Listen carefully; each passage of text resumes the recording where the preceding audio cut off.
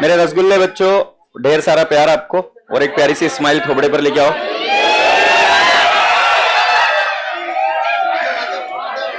Thank you, thank you, thank you, thank you so much. I just wanted to bring to your notice that it has been very hectic for you. Yes or no? It has been very hectic for you, but it's okay. अभी मेरी बात सुनो, कल से क्या करना है? Tomorrow is 28th. I am sure majority I'll be back. मतलब मेरी कल अपॉइंटमेंट 11 बजे है, कल 1:30 बजे नहीं है, कल 11 बजे है। सो मैं कोशिश करूंगा कि I'll go back and come here, and I think that is more logical for me to do, क्योंकि फिर एक रिदम में चीजें कंप्लीट होती है और फिर वो वीडियो लेक्चर का मसला होता है यार, ठीक है? सो नहीं, तो मैं खुद यही बोल रहा हूँ. It's just that you should bear in your mind that I might be late tomorrow, depending upon the traffic and all. So if there are some content, because I'll be having a kid with me, विद्या, तो फिर वो उसके थोड़ा सा रहता है कि भूख लगी है करी, तो फिर रुकना पड़ेगा. Otherwise I'll go in one go and come, and I don't know how much it will take time for interview. तो वो उतनी सी contingency है, but otherwise I'll be back I think. ठीक है? सो कल मैं आ जाऊंगा, चिंता नहीं है. बट अगर नहीं आया तो contingency दिमाग में रखना. Okay, yup. And don't go anywhere, I will be there tomorrow here. Late हुआ तो भी मैं आऊंगा, ठीक है? यस. क्या है कि 8 का 9 बजे तक पढ़ लेंगे, कोई दिक्कत नहीं है. Yes yes yes. देखो लास्ट के 1-2 दिन तो थोड़ा सा कॉपरेट करोगे. 11 बजे तक पक्का, हिलने का नहीं. ठीक है, अभी सुन, चुपचाप बैठो, कल का कल देखेंगे. अभी मैं आपसे ये कह रहा था, गुड़िया कोई बात नहीं, सीए आपने सिलेक्ट किया था. आपसे एक बात बोल रहा था कि रसगुल्ले बच्चों, आपका कल AS27 हो रहा था, एक बार उसको रिवाइज कर लेते.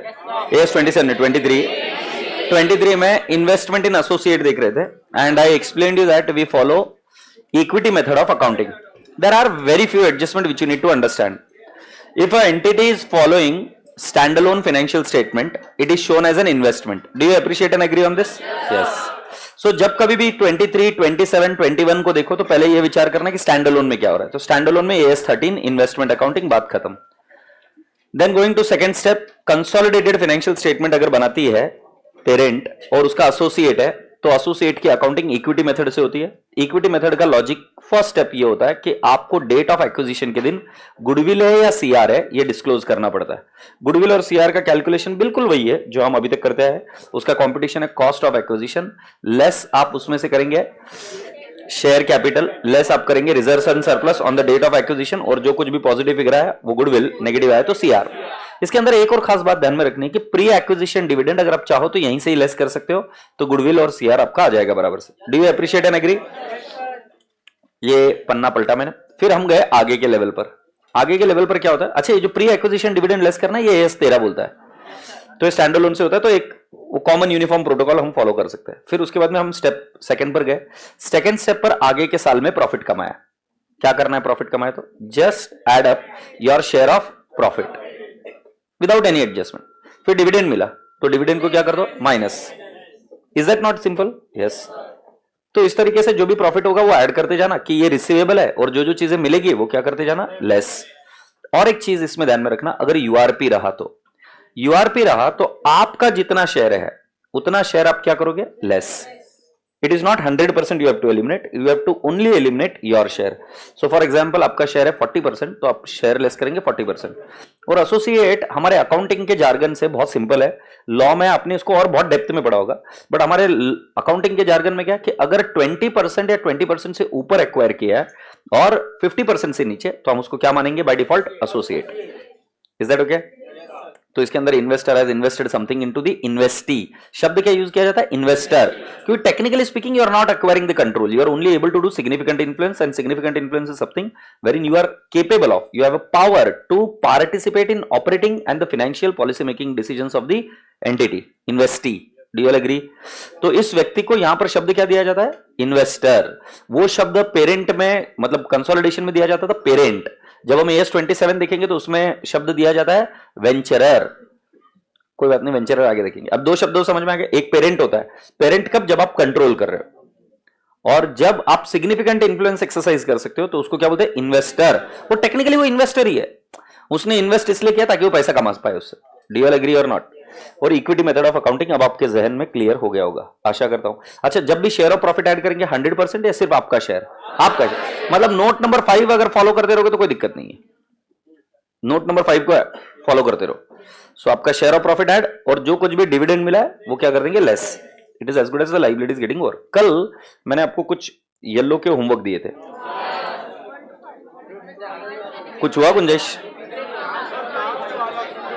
जो डाउट है वो कर देंगे सॉल्व, बट क्वेश्चंस करके आए हो क्या? मुझे एक बार देखने आंसर अगर किसी ने किए होंगे तो।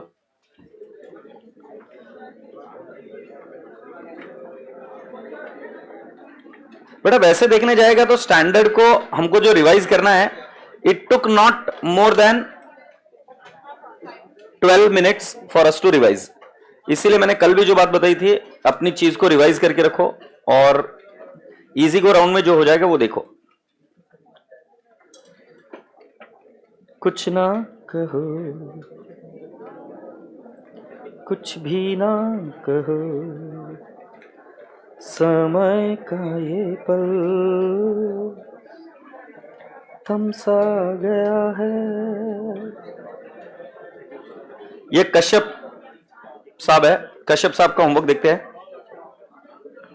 बड़े बेसब्री से उन्होंने बहुत सारी बार डाला है आंसर को।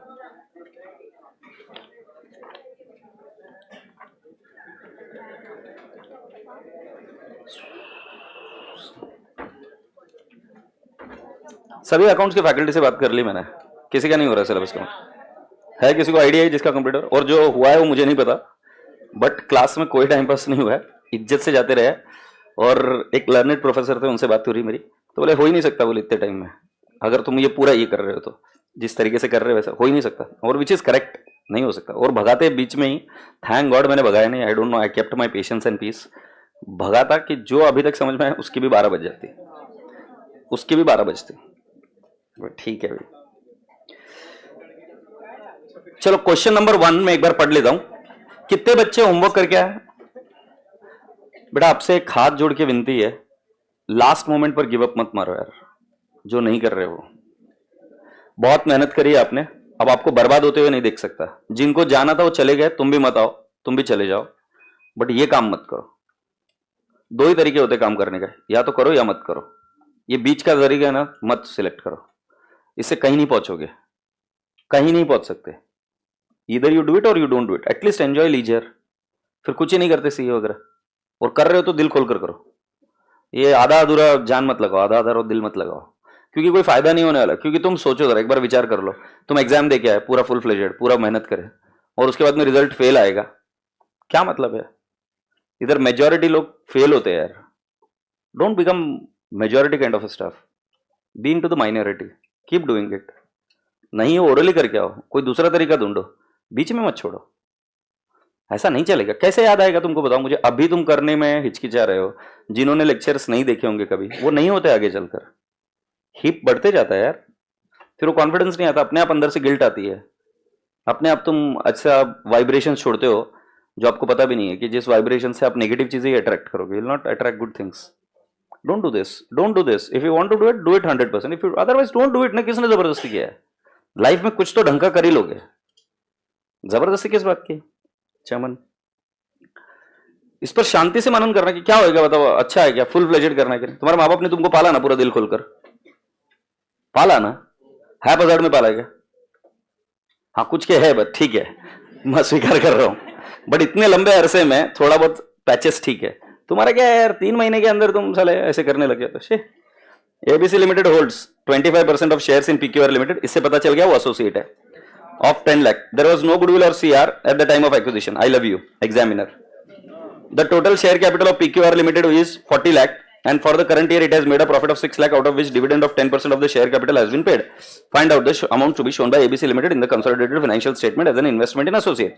Time pass question है, cost of investment है 10 lakh, share of profit आएगा बेटा जी 6 lakh into 25%, 1,50,000, dividend paid कितना है बेटा जी?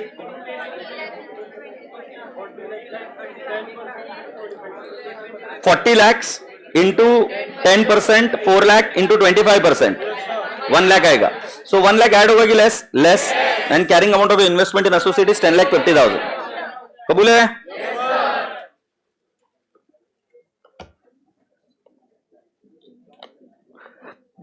मम्मी ये पहला आंसर तो बरोबर है. मार्क्स मिल जाते इसके 5 मार्क. सर यार knowledge is everything. Marks lines पर नहीं मिलते इधर.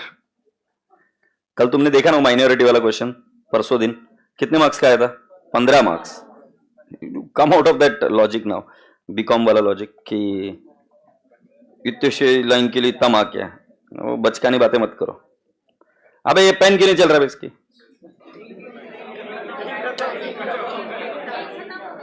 वो तुम्हारे साथ होता है बेटा. मेरे को छेड़ा छेड़ी मत किया करो.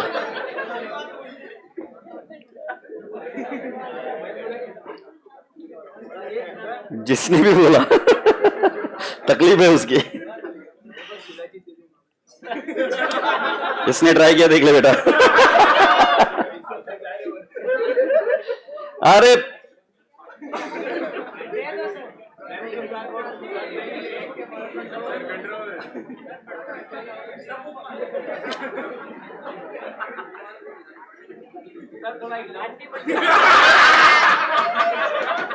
ये क्या था?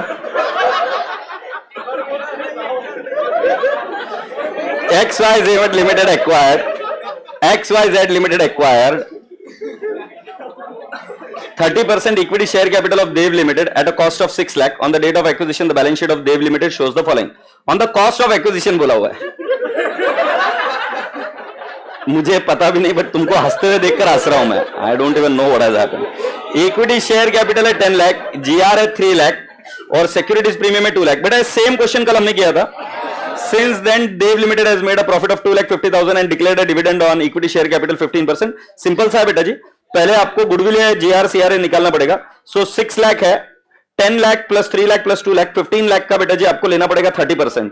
15 लाख का 30% कितना हो जाता है? 4,50,000. ये माइनस किया तो आपका गुडविल आया 1,50,000. कबूल है? अब बेटा जी calculating the carrying amount as shown by the Dev limited. ये इस तरीके से नहीं दिखाना था. मैंने आपको बताया था कि गुडविल डिस्क्लोज करनी पड़ेगी. यस और नो? मुझे ये एतराज नहीं कि आप कैसे डिस्क्लोज करते हो, but you should have disclosed it. So can I not say, I will say in the bracket including goodwill of 1,50,000. Do you all appreciate? And then what are you going to do? You are going to add share of profit. And what are you going to do? Subtract the dividend received. Share of profit कितना है बेटा आपको बताऊं? 2,50,000 into कितना percent बेटा? 30%.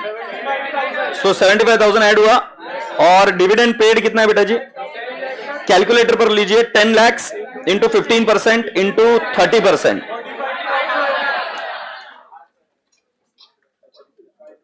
45,000 आ रहा है. Clear है बेटा ये? Perfect. So this is the answer is 6,30,000. मुझे कुछ समझ में नहीं आता है कि इतनी फालतू बात पे हंस कैसे देते. मैं तुम्हें एक बात बताता हूं गौरव, तुम ये फालतू बात की बात करो, मैं कैसे हंसता हूं बताता हूं. मैं इनको हंसते हुए देख के हंस लेता हूं. मतलब ऐसा मजा आता है. तो हंसने की क्या बात है यार, हंसते रहा करो, उसमें क्या. और एबीसी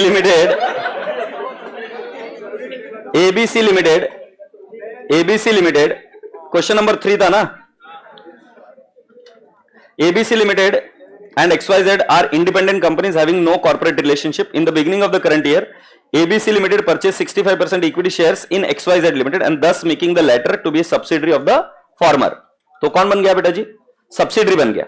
सो A ने, ABC ने किसके अंदर एक्वायर किया? XYZ. तो मैं आपको लिख देता हूं ABC acquired in, are you sure about it? XYZ, thus making the latter to be subsidiary of the former.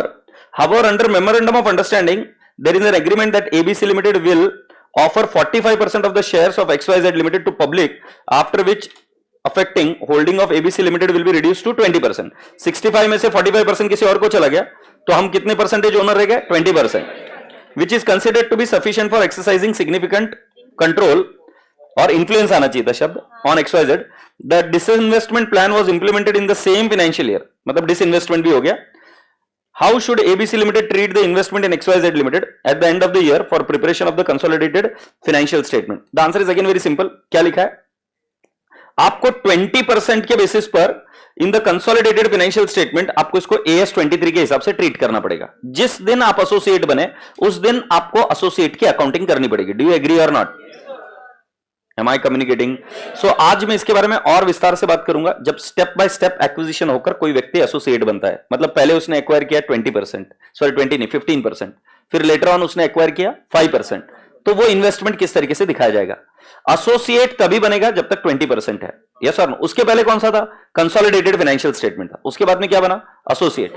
तो अगर कंसोलिडेटेड फाइनेंशियल स्टेटमेंट बन रहे हैं तो it would be accounted for as per how much? AS 23. इतनी बात है ना? तो इधर एग्जामिनर क्या एक्सपेक्ट कर रहा है आपको आंसर देना कि जब कंसोलिडेटेड फाइनेंशियल स्टेटमेंट था, सब्सिडरी था, तब आप CFS बना रहे थे एज पर AS 21. अब एग्जामिनर बोल रहा है अब क्या करना है? तो 20% हो गया तो हम क्या फॉलो करेंगे? AS 23. इसने क्या लिखा पुट्टे ने? An associate is an enterprise in which the investor has significant influence and which is neither subsidiary nor a joint venture. So at the end of the year, the shareholding of ABC Limited in XYZ Limited is 20%. So ABC Limited has significant influence in XYZ Limited. Thus, consolidated financial statement of ABC Limited would treat the investment in XYZ Limited as per AS 23. Now this is in CFS, consolidated financial statement. What in standalone? AS 13. ये भी एक point हम लिख सकते हैं. Appreciate this. इसके बाद में कौन सा क्वेश्चन था? फोर्थ भी दिया था मैंने. सॉल्व तो मैं ही कर रहा हूं. X Limited has invested to the extent of 25% in YN company during the end of the financial year. कितना बेटा जी? 25%. X Limited, the investor company, values its investment in the associate.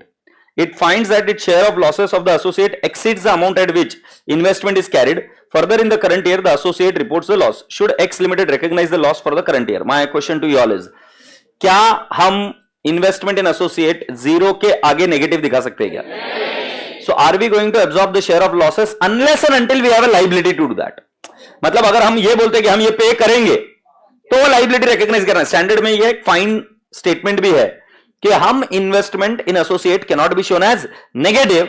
एक बार इन्वेस्टमेंट जीरो हो गया, बात खत्म. But अगर आपने लायबिलिटी ली है कि शेयर ऑफ लॉसेस आपकी वजह से और आप इसको बियर करने वाले, ऐसा कोई कॉन्ट्रेक्चुअल एग्रीमेंट है, तब तो बेटा जी वो फिर AS 23 की क्या बात है? उस केस में तो हमें वो लायबिलिटी दिखानी पड़ेगी अगर कॉन्ट्रेक्चुअल ऑब्लिगेशन है तो. बट किसी शेयर होल्डर पर कॉन्ट्रेक्चुअल ऑब्लिगेशन नहीं होती तो इस केस में investment is shown as zero. But अगर मान लो आपने कॉन्ट्रेक्चुअल ऑब्लिगेशन ली है सिर्फ और सिर्फ, तब आप उसको क्या दिखाओगे? लायबिलिटी. से यस, देख लेते. If the carrying amount equals और exceeds the investor share of loss, then investor is not needed to recognize share of loss further and carries investment at nil value for the purpose of CFS. However, in such case, separate financial statement shall be prepared. ये क्या लिखा है? No, उसने आगे की line लिखी नहीं. Separate financial statement में क्या होता है कि if there is a permanent reduction in the value of investment, it should be subtracted, it should be reduced. But बेटा मैंने AS 13 पढ़ा है क्या? नहीं. AS 13 के हिसाब से दो इन्वेस्टमेंट होते हैं, करंट इन्वेस्टमेंट और एक नॉन करंट इन्वेस्टमेंट. जो करंट इन्वेस्टमेंट होता है it should be shown at cost और NRV व्हिचएवर इज लोअर. और जो लॉन्ग टर्म इन्वेस्टमेंट होता है, नॉन करंट इन्वेस्टमेंट होता है, ये नॉन करंट होगा. So in separate financial statement, that is standalone financial statement, अगर परमानेंटली रिड्यूस हो गई वैल्यू तो ही उसको हम क्या करेंगे? माइनस. इसका एक एग्जाम्पल देता हूं. जब भारत में डोकोमो नाम की कंपनी आई थी तो उन्होंने पहला जो, नहीं टाटा डोकोमो नहीं, यूनिनॉर नाम की कंपनी आई थी. ये टेलीनॉर जो थी उस कंपनी की सब्सिडरी कंपनी जैसा था. इसके अंदर एक कंपनी थी यूनिटेक, यूनिनॉर नाम कैसा था? यूनिटेक थी जो कंस्ट्रक्शन कंपनी थी, और दूसरी थी टेलीनॉर, और दोनों का मिलाकर बना था यूनिनॉर. मतलब जो आज जियो की प्राइसेस है उससे काफी गुना सस्ती प्राइसेस उनकी हुआ करती थी उस जमाने में, बहुत चीप. बट वो फिर फंस गए लाइसेंस राज में, क्योंकि वो जो लाइसेंस दिए गए थे उनको खारिज कर दिया था सुप्रीम कोर्ट ने. अगर आपको याद होगा तो. याद है? नहीं, तुमको कहा, तुम बच्चे थे, तुम इधर उधर घूमते रहते थे ऐसे ही कहीं तो भी. सो तब की बात है. बट आपको ये पता है ना 2G स्कैम नाम की कोई चीज हुई थी, तो उसके अंदर उनके लाइसेंसेस को खारिज कर दिया गया. तो टेलीनॉर तो ऑलरेडी इन्वेस्ट कर चुका था इधर. अब टेलीनॉर ने उनके बुक में क्या दिखाया था? इन्वेस्टमेंट. अब वो इन्वेस्टमेंट परमानेंटली अपनी वैल्यू गिर चुकी थी उसकी. तो उन्होंने क्या कर दिया, उसको एडजस्ट कर दिया। Actually long term non current investment में जो टेम्पररी फ्लक्चुएशन होते हैं उसको एडजस्ट नहीं किया जाता है, बट जो परमानेंटली रिड्यूस हो गया वो तो लॉजिकल है कि वो लेस करना ही चाहिए, नहीं तो we are giving wrong information to our users. सही है। और तो बेटा जी AS 13 मैंने अभी तक आपको पढ़ाया नहीं है, तो सेपरेट फाइनेंशियल स्टेटमेंट में क्या होगा ये हम आगे देखेंगे। तो इधर की लाइन ये पूरी तरीके से कंप्लीट नहीं है, इधर और एक लाइन आनी चाहिए थी। In case of separate financial statement investment should be adjusted in case there is a permanent reduction in the value of investment. स्वीकार है। Now last question, fifth. A Limited acquired 20,000 equity shares in B Limited on 1/4/2000 for 3,20,000 out of 1 lakh equity shares, face value 10 outstanding. The credit balance of P&L account as on that date was 3 lakh. The profit for the year 2021 was 2 lakh, 1/2 was 250 and 2/3 was 30,000. B Limited declared 10% dividend each year in July 31 in respect of immediately previous year. A Limited is preparing CBS for the first time in 2/3. Suggest the accounting entry that A Limited will pass in 2/3 for investment in associate. Now this is in the bracket लिखो, in the bracket लिखो, ये special case है। कौन सा case है? Special case है।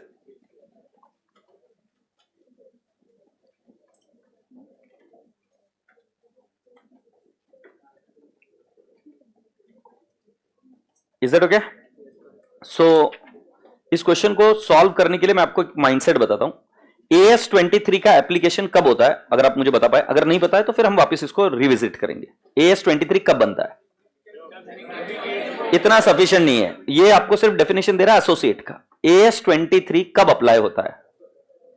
आपने किसी ने आंसर बोला?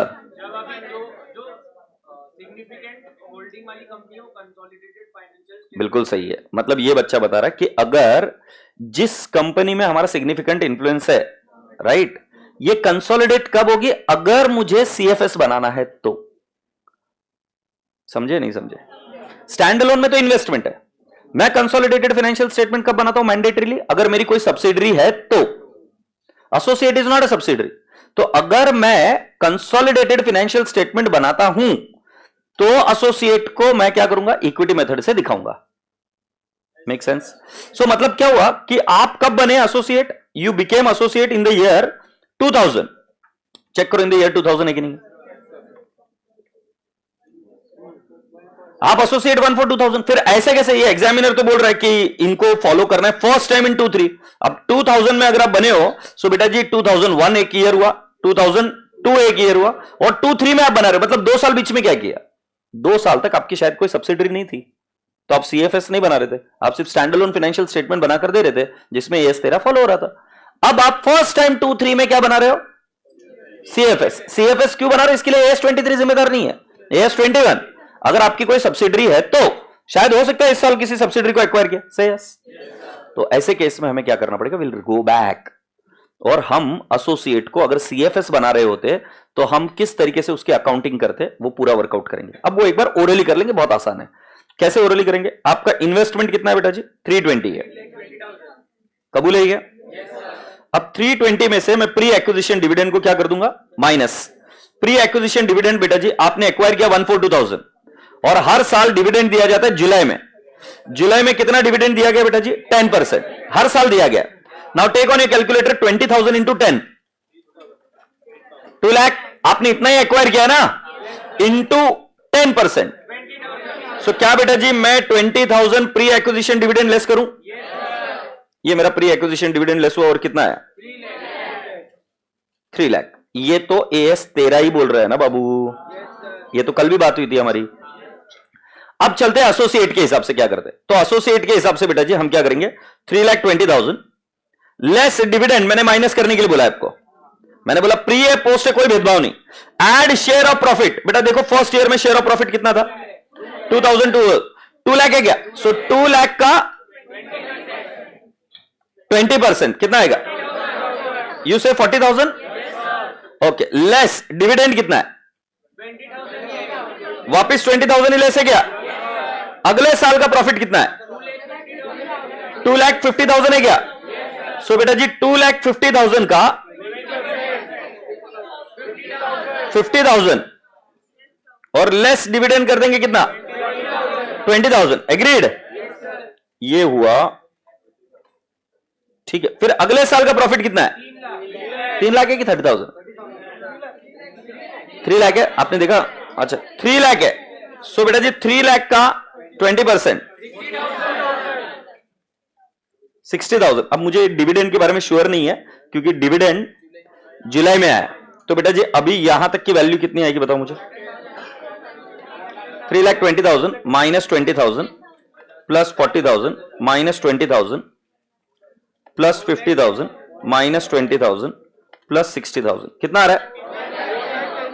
तो आपका आ रहा है 4,10,000 आ रहा है क्या?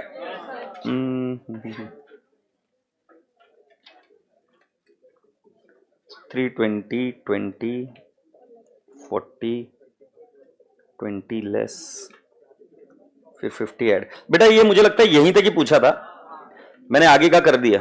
ये आगे का डिटेल्स क्यों दिया? ये आगे के डिटेल्स क्यों दिए? तो कितना है बेटा जी अमाउंट?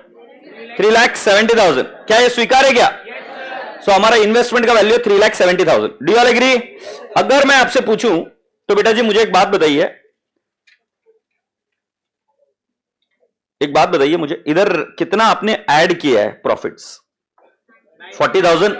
ये तो प्री है, इसको छोड़ो। और कितना ऐड किया? 50। सो हमारा इन्वेस्टमेंट बढ़ाना पड़ेगा to retained earnings. Investment to retained earnings. Do you all agree और नॉट? और राजा बेटा जी हमें क्या करना पड़ेगा कि जो कुछ भी हमारा डिविडेंड था वो हमें क्या करना पड़ेगा? लेस। से यस और नो? मैं आपसे एक प्रश्न पूछूं, स्टैंडअलोन में उन्होंने एंट्री क्या करी होगी? ये वाला तो समझ में आ गया सर कि जो हमारे प्रॉफिट है उसको ऐड कर रहे हैं। It is just like revaluation of the investment. तो रिटेन्ड अर्निंग्स हमने ऐड कर दिया, बराबर है ना? क्योंकि आपको मैंने कल क्या बताया, प्रॉफिट ऐड करते तब एंट्री क्या? Investment to P&L। Say yes और नो? और इन्वेस्टमेंट टू रिजर्व। ये क्लियर है? I am asking you, standalone को डिविडेंड मिला होगा तो क्या एंट्री करी होगी उन्होंने? पहले प्री एक्विजिशन की तो cash oblique bank to investment, वो तो सही है। जो आगे के डिविडेंड है उसकी एंट्री क्या की होगी? Cash oblique bank to dividend and dividend to P&L। Yes और नो? मैं फिर दोबारा पूछ रहा हूं, स्टैंडअलोन ने एंट्री क्या मिली जिसको डिविडेंड मिला? कैश ऑब्लिक बैंक टू नहीं, कैश ऑब्लिक नहीं, स्टैंडअलोन में क्या किया? प्री एक्विजिशन की बात नहीं करी, post acquisition dividend. Cash oblique bank to dividend किया होगा ना, और डिविडेंड टू व्हाट? P&L। यही करते हैं आप। अब पूछो अपने दिल से, मैंने आपको क्या सिखाया इस 23 में? इन्वेस्टमेंट में से लेस करते हैं। उन्होंने कहां पे डाल के रखा है? P&L। तो कैन आई नॉट से अभी बैंक की एंट्री तो नहीं कर सकते क्योंकि बैंक का पैसा तो पहले मिल गया है। तो हमें क्या करना पड़ेगा? इनकम में तो चला गया है, अब इनकम को रिवर्स करना पड़ेगा। तो उन्होंने नेक्स्ट एंट्री करी वहां पर इन्वेस्टमेंट, सॉरी कहां पे वो, अच्छा उन्होंने माइनस कर बता दिया। अपन ने 90,000 की एंट्री करी ना, उन्होंने 90 नहीं, उन्होंने कितनी की एंट्री कर दी? 70। बट और एक एंट्री मैं आपको बता दूं, रिटेन्ड अर्निंग्स टू इन्वेस्टमेंट। ये किसकी एंट्री हो रही बेटा जी? जो P&L में चला गया था उसको क्या कर रहे? रिवर्स। इस क्वेश्चन को मुझे लगता है हम सॉल्व करेंगे साथ में, it would be more better. Is that okay? So shall we solve it?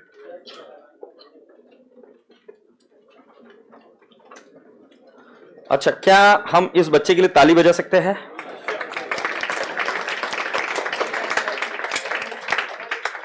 किसका एनालिसिस चाहिए? कौन है तुम्हारा? ये बेचारा पास्ट में बहुत रहता है, इसका पास्ट का परफॉर्मेंस ऐसा जबरदस्त था। एंड ये होता है प्रॉब्लम लाइफ में कि when you do really great in your childhood like until 10th standard, you get stuck up with that and then you want to perform the similar things. So this guy, I'm sure that he must be doing many things at the same time. Many things, मतलब ये बहुत सारे sports खेला होगा, बहुत सारी चीजें करी होगी। ये अगर थोड़ा सा लोड रिड्यूस कर दे अपने दिमाग से, ये कितना मेहनती है मुझे मालूम है। He is just amazing. You have to say yes.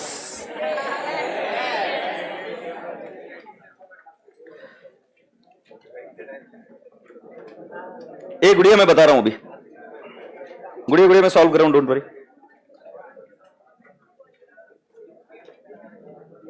अरे जतिन मैं सॉल्व कर रहा हूं बेटा, डोंट वरी। कहां पे आ गया? कश्यप ने बोला यस। कश्यप साहब मुझे एक बात बताइए, आप क्या क्या करते थे? मतलब कौन से स्पोर्ट्स है, क्या क्या चीजें एक्स्ट्रा की है आपने?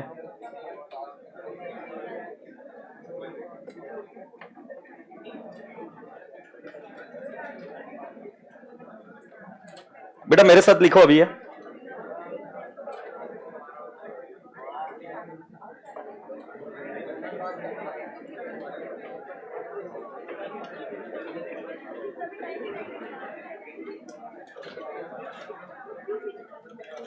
सर आपको सबके हैंडराइटिंग में अच्छा ही दिखती है, और जिस दिन तेरे को समझ में आ जाएगा कि सब लोग अच्छे और जैसे है वैसे अच्छे हैं, समझ लेना कि लाइफ तेरी ट्रैक पर चल रही है। अभी अभी भी बहुत सारा स्केल करना बाकी है।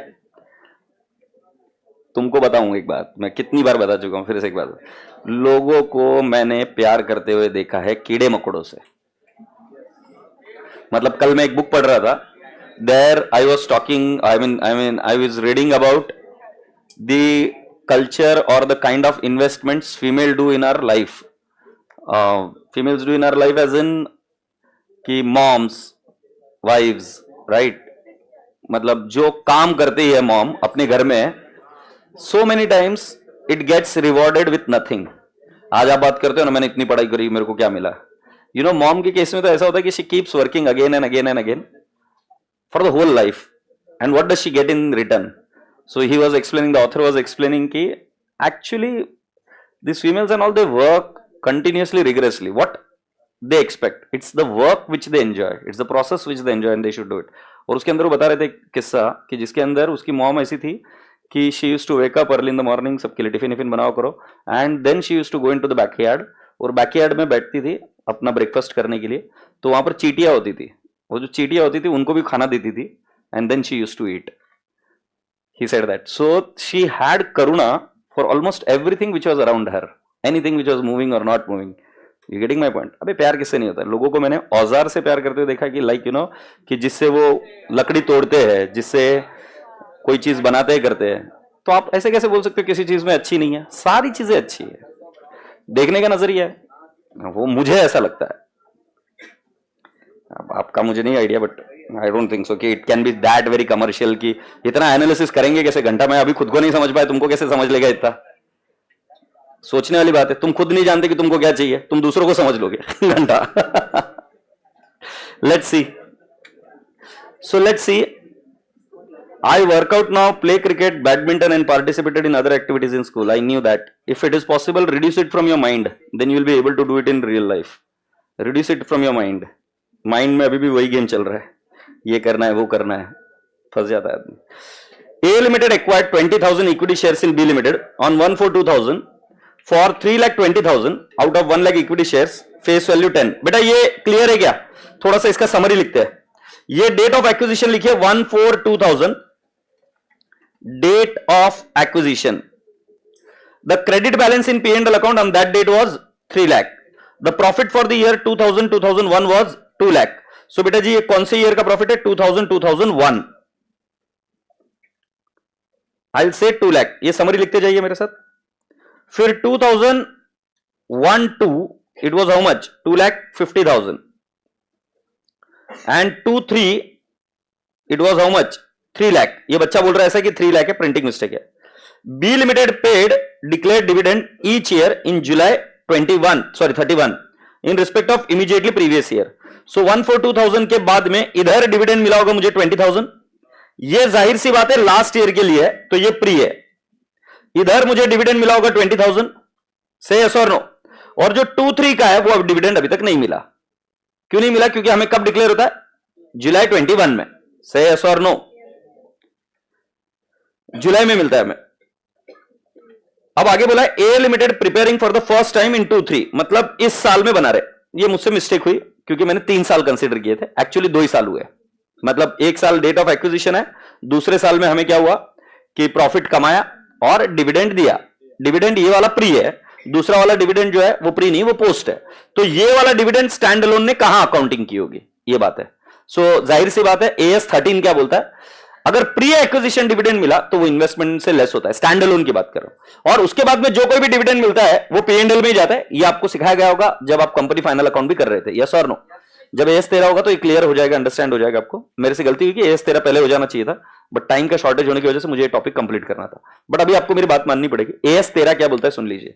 जो प्री एक्विजिशन डिविडेंड है वो क्या होता है? इन्वेस्टमेंट में से लेस, और उसके बाद के जो भी डिविडेंड मिलेंगे उसका इन्वेस्टमेंट से कोई लेना देना नहीं, वो कहां जाता है? P&L। तो माने ये स्टैंड अलोन में तो P&L में ही गया होगा, स्वीकार है, और अगले साल का तो डिविडेंड मिला ही नहीं। आगे बढ़ते, suggest the accounting entry that A limited will pass 2-3 for the investment in associate. Now 2-3 में जब ये फर्स्ट टाइम कर रहे हैं तो इधर दो बातें आपको समझनी पड़ेगी। पहली बात, जो पुराना मसला है, पुराना जितना प्रॉफिट कमाया है उसकी एक एंट्री करनी पड़ेगी, और दूसरा जो करंट ईयर में प्रॉफिट कमाया है उसकी भी एंट्री करनी पड़ेगी। स्वीकार है या नहीं है? मैं फिर दोबारा बताऊं, जो लास्ट के जो कांड किए आपने उसको क्या करना है, आपने स्टैंड अलोन में किया, कंसोलिडेटेड तो फर्स्ट टाइम बना रहे हो आप, तो जो पुरानी बातें इक्विटी मेथड की वो अभी इंप्लीमेंट करनी पड़ेगी। तो कौन से ईयर की? ये 2001-2 की आपको एंट्री करनी पड़ेगी, से यस और नो। और साथ ही साथ आपको क्या करना पड़ेगा, करंट ईयर 2-3 की भी एंट्री करनी पड़ेगी। तो पहले एक बार विजुअलाइज कर लो कि आपको दिमाग में, जहन में क्लियर हो गया है क्या। ये पहले मुझे बताओ, 2-3 में कंसोलिडेटेड फाइनेंशियल स्टेटमेंट क्यों बना रहा है? Why he did not make in 2000-2001? क्योंकि वो सीएफएस नहीं बना रहे थे। सीएफएस फर्स्ट टाइम कब बना रहे? 2-3 में।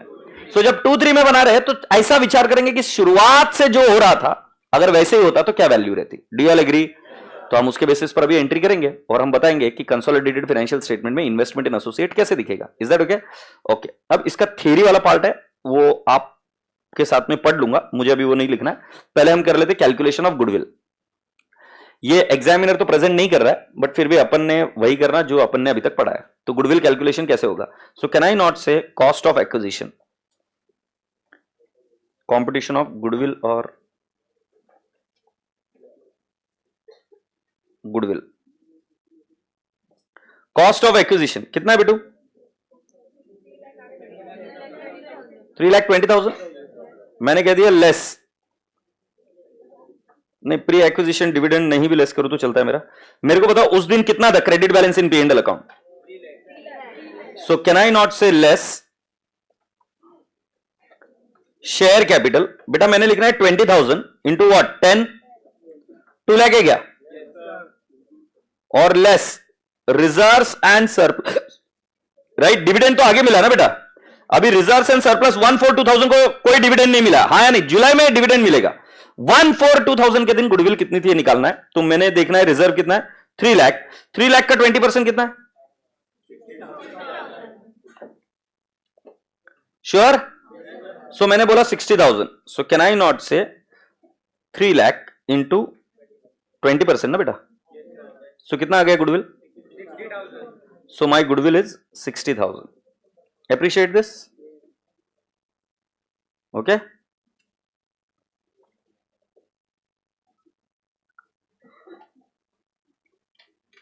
Competition of goodwill as on 1/4/2000। Happy? तो अभी हम जब भी डिस्क्लोज करेंगे तब हम कैसे करेंगे? In the bracket goodwill is how much? 60,000। Shall I proceed? Now the second point is I will write down value, और can I say carrying amount of investment in associate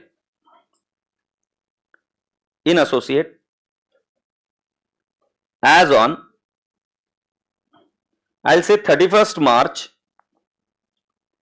2022।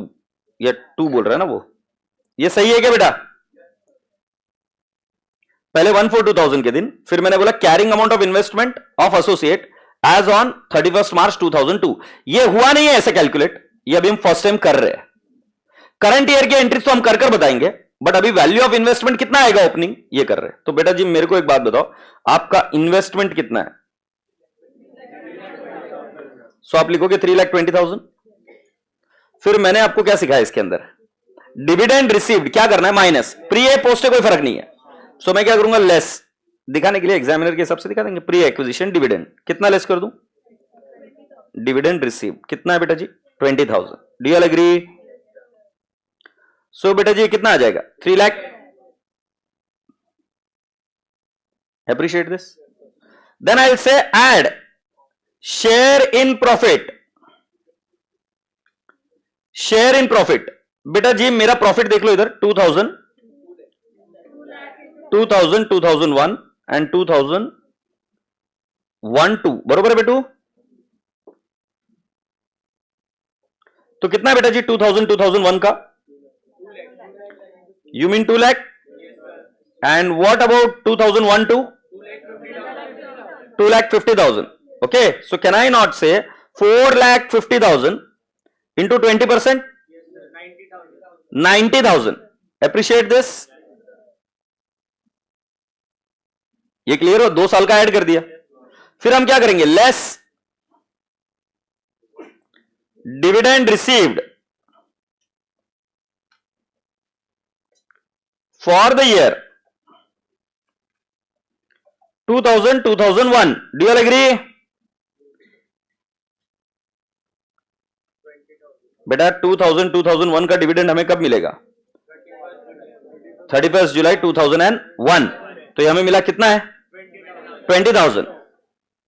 बेटा जी ये स्टैंड अलोन ने कहां डाला था? Stand alone ने कहां डाला था? P and L. से यस और नो? स्टैंड अलोन ने पी एंड एल में डाला. आपको बस जानकारी के लिए बता रहा हूं. सो बेटा जी अब मुझे बता दो 3 लाख प्लस 90,000 माइनस 20,000 कितना आएगा? सो आपका आंसर आएगा 3,70,000. ये कौन सी तारीख का डिविडेंड है बेटा? ये डिविडेंड क्या? ये कौन सा? Carrying amount of investment as on 31st March 2003 ने बेटा 2002. Appreciate this. चलो बताओ मैंने वापस क्या क्या किया. फर्स्ट स्टेप पर हमने क्या किया?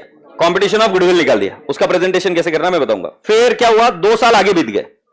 हम करंट ईयर में कौन सा? 2-3 में है. बट बेटा जी 2-3 में हम तभी आ सकते हैं जब हम हमारी वैल्यू को डिराइव करके लेके आ जाएंगे फ्रॉम द ईयर 2000 से लेकर 2002 तक कितना था. तो मैंने जो जो आपको समझाया वो करेंगे. इन्वेस्टमेंट लिखेंगे, उसके अंदर क्या करेंगे? जितना भी प्रॉफिट कमाए वो क्या करेंगे? ऐड. और जितना भी डिविडेंड मिला वो क्या करेंगे? लेस. यूआरपी का तो कोई सवाल ही नहीं है. Appreciate this. अब हमें क्या करना है? Which year? 3rd year. सो हम क्या करेंगे? Journal entries for the year ended 31st March 2003.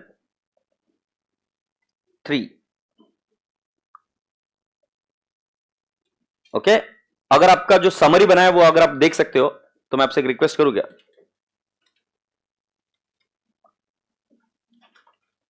Summary एक बार देख सकते हो आप? तो समरी में जाके देख. नहीं ये नहीं इधर जो आपने अभी इस क्वेश्चन के पहले लिखी थी. इस क्वेश्चन के समरी में जाके मुझे बताओ नेक्स्ट ईयर का प्रॉफिट कितना है? 3 लाख का 20% 60,000. सो आप एंट्री क्या करोगे? Investment to P and L. So ये देखो एंट्री. इसमें ये पहली वाली एंट्री समझ में ही क्या? Investment to income from investment say yes और नो? क्लियर है? और दूसरी वाली और एक एंट्री करनी थी आपको. कौन सी वाली बेटा जी? आपको डिविडेंड मिला इस साल 2-3 में. आपको डिविडेंड मिलेगा फॉर 1-2. 2-3 में आपको डिविडेंड मिलेगा 1-2. तो बेटा जी इसकी अगर हमें एंट्री करनी कंसोलिडेटेड फाइनेंशियल स्टेटमेंट में तो मैंने सिखाया बैंक टू इन्वेस्टमेंट. सो ये देख लो बैंक टू इन्वेस्टमेंट. क्लियर है? और बेटा जी आपने इसको कहां से कहां तक बढ़ाकर लेके आ गए? आप 3 लाख से आप इसको कहां तक लेके आ गए? 3,70,000 से यस और नो? कितने से बढ़ाना पड़ेगा? 70,000. ये एंट्री भी फर्स्ट टाइम ही कर रहे हैं ना. सो ये वाली एंट्री समझ में आ रही है आपको? इन्वेस्टमेंट टू रिटेन्ड अर्निंग्स से यस और नो? एम आई कम्युनिकेटिंग? गुड. मुझे नहीं समझा. मुझे बताओ 2-3 में 2 एंट्रीज तो बता दो. एक डिविडेंड रिसीव्ड की कैश बैंक टू इन्वेस्टमेंट, और दूसरी वाली एंट्री बता दो जो पी एंड एल की. Investment to income on invest क्या बोलते हैं? From associate. ये पी एंड एल में जाएगा या रिटेन्ड अर्निंग्स भी बोल सकते. और जो पहले का था जितना भी प्रॉफिट वो कितने का था? नेट इफेक्ट डिविडेंड जाने के बाद 70,000 से यस. सो उसकी हम एंट्री क्या कर देंगे बेटा जी? इन्वेस्टमेंट टू रिटेन्ड अर्निंग्स से यस. इन्वेस्टमेंट को बढ़ाया और रिटेन्ड अर्निंग्स को भी बढ़ा दिया से यस. ठीक है चलो कर लो ये 3 entries. Sir question goodwill add क्यों नहीं किया है? बेटा मैं अभी कर दिखाता हूं. ये इन्होंने पूरी तरीके से सॉल्व नहीं किया है. मैं अभी इसके बाद में कर दिखाऊंगा. जर्नल एंट्री लिख दो. फिर मैं लिखूंगा presentation as on 2-3. Presentation as on 2-3. Very good. I am so very happy. Saili Bilare सही आंसर दिया. सर गुडविल मतलब ओम गुडविल ऐड नहीं करते. It is included in the cost of investment at what is the goodwill amount and that is shown. Aditya sir single group वाले students की class conduct होगी या फिर रिकॉर्डेड लेक्चर मिलेंगे? क्लास कंडक्ट होगी. 1 दिसंबर से ना होगी but first week of December से शुरू हो जाएगी. और रिवीजन बैच भी साथ में रहेगी.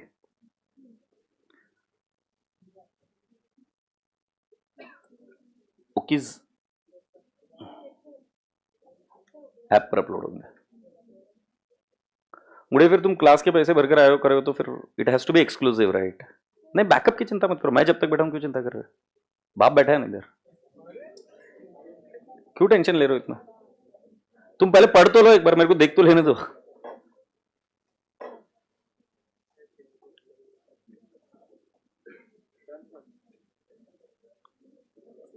मुझे नहीं समझे, पहली वाली एंट्री किसकी थी?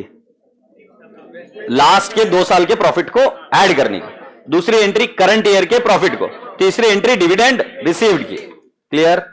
चलिए अब इसका डिस्क्लोजर कैसे होगा देख लेते। तो हम लिखूं अभी इसके आगे, presentation in consolidated balance sheet as on 31st March 2003.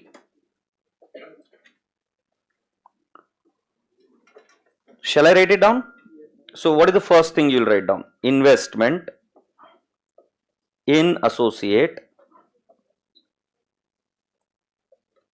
as on 1/4/2002. बेटा as on 1/4/2002 वर्किंग नोट में मैंने किया है। वर्किंग नोट नंबर 2 में मैंने कितना लिखा है? 3,70,000। क्या स्वीकार है? अब इन द ब्रैकेट लिखेंगे इंक्लूडिंग गुडविल। कितना है बेटा जी? 60,000।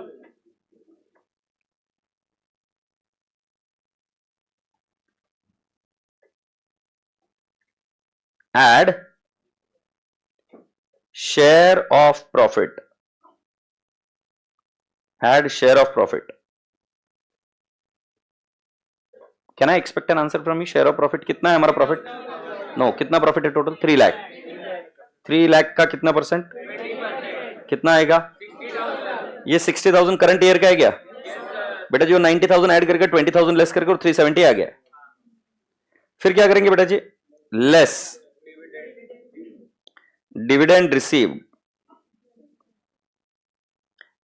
ये डिविडेंड रिसीव्ड 2/3 में हमें डिविडेंड मिला है फॉर 1/2 के लिए। प्रपोज डिविडेंड अब नहीं ले रहे क्योंकि वो तो जुलाई में आएगा ना। सो इधर कितना डिविडेंड मिला है? 20,000। ये less. So what is the value of investment? 4,10,000। इसको हम क्या बोलेंगे? Carrying amount of associate.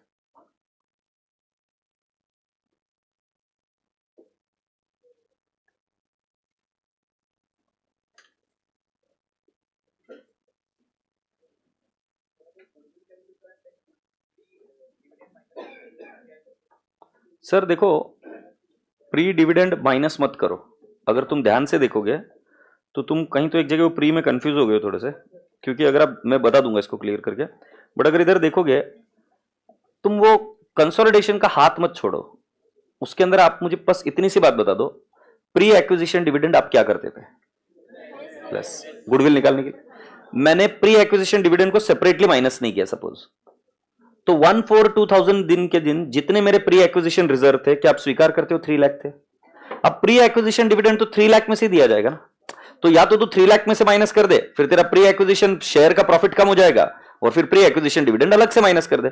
मैंने यहां पर क्या किया? 3 लाख लेकर माइनस किया। तो मैंने क्या किया? डिविडेंड माइनस नहीं किया था। यस और नो? अब इसकी ट्रिक क्या है? सिंपल सी ट्रिक क्या है? प्री एक्विजिशन डिविडेंड की ध्यान से सुन लो, मैं आपको समरी दे देता हूं तो आपके लिए हेल्प हो जाएगी। Summary,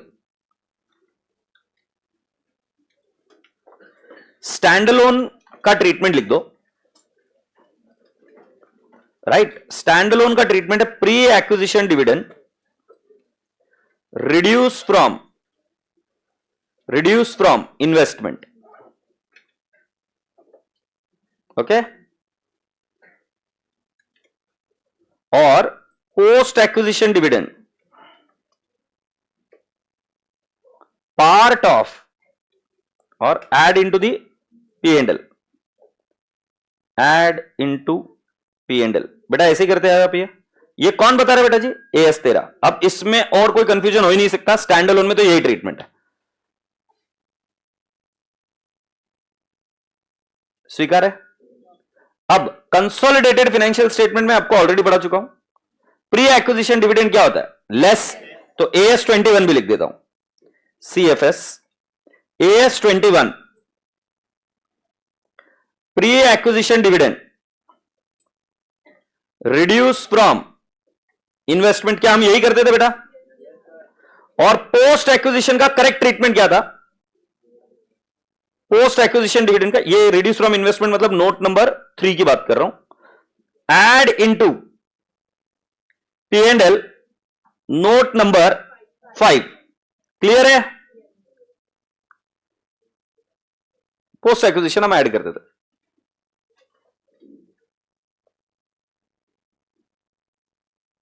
yes Krishnagiri, you are right. Now the next dividend हम बोलेंगे AS23 के हिसाब से, एसोसिएट। एसोसिएट के लिए क्या करते हैं? Pre and post both are reduced. Associate के हिसाब से क्या ट्रीटमेंट सिखाया मैंने? प्री और post both are reduced equity method में। So can I not say pre acquisition dividend reduce from investment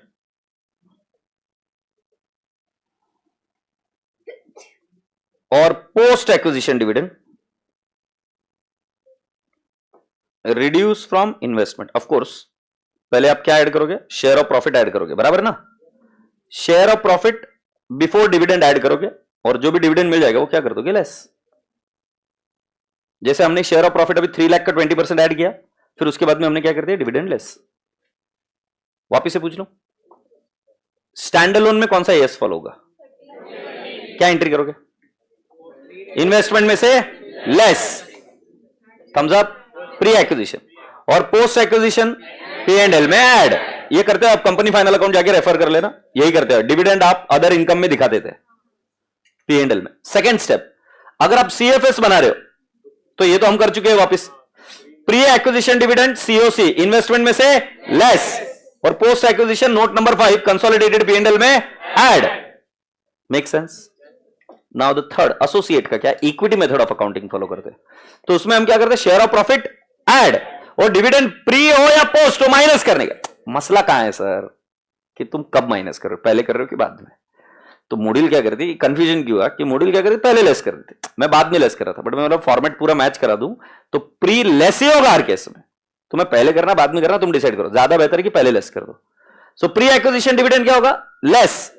और बेटा जी पोस्ट एक्विजिशन डिविडेंड भी AS23 के हिसाब से लेस ही होगा। It is not added, it is less only. Say yes. So if you are done so far, shall we go ahead, open up your concept book. इसका मतलब sir AS13 और 21 work same for dividend, absolutely right. और इसका मतलब मैं क्यों बता रहा हूं वापिस? भ्रूम भ्रूम भ्रूम भ्रूम भ्रूम। आया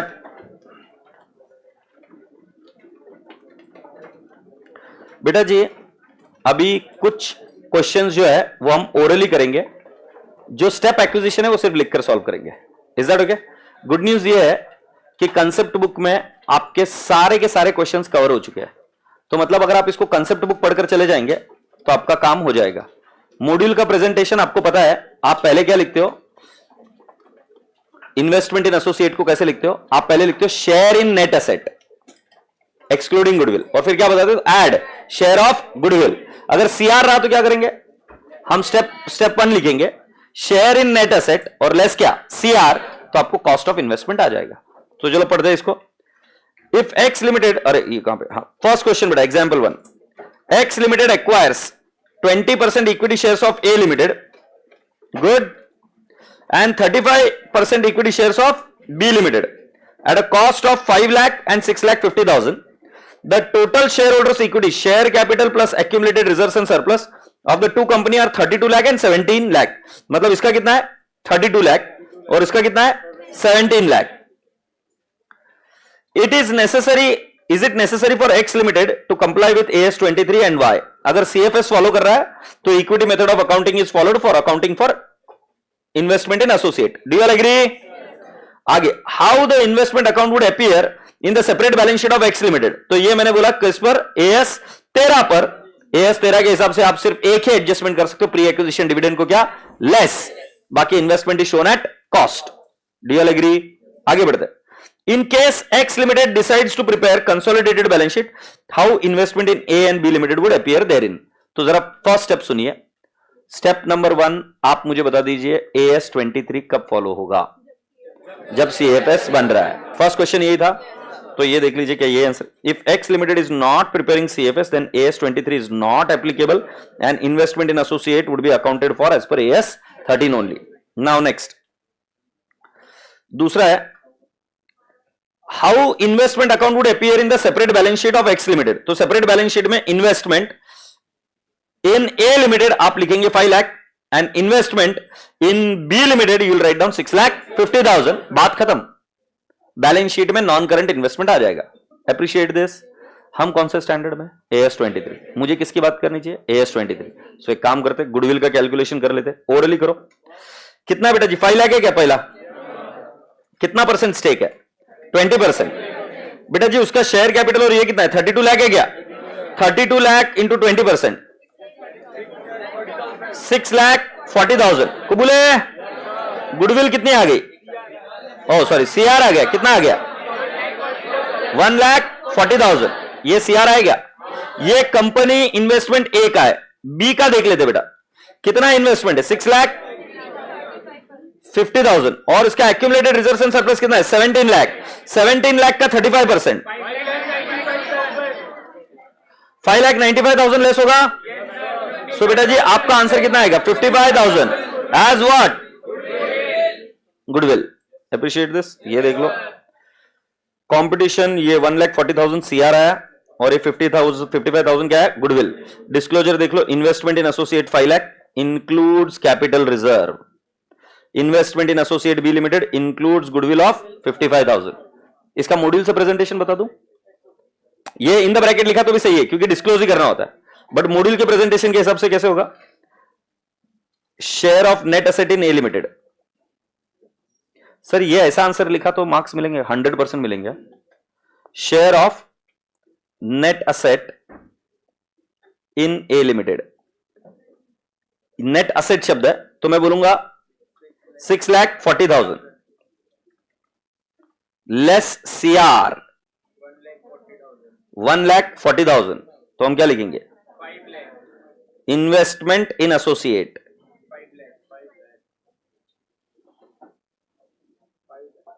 5 lakh. Do you all appreciate? अच्छा दूसरा वाला क्या करेंगे? Share in, share of net asset in what? B limited. बोलो बेटा कितना आएगा?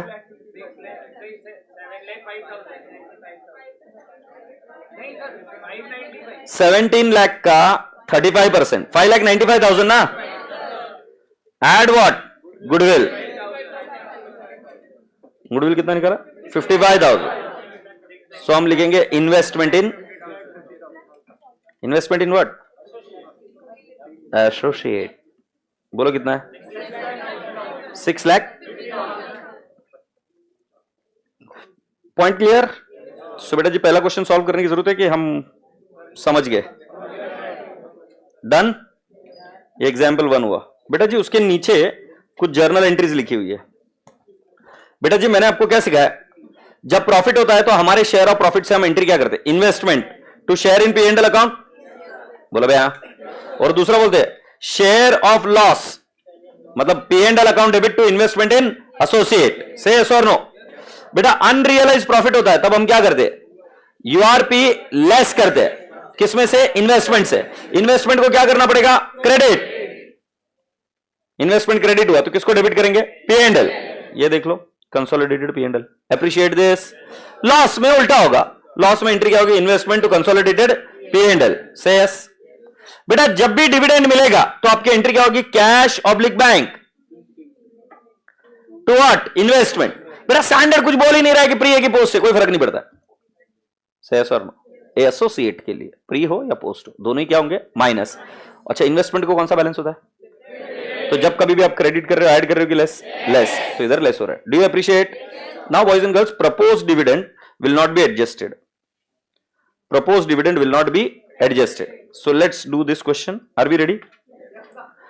Publisher Limited acquired 30% equity share capital of Bookland Limited at a cost of 4,50,000. The comparative balance sheet of Bookland Limited on the date of acquisition and the year end are given below.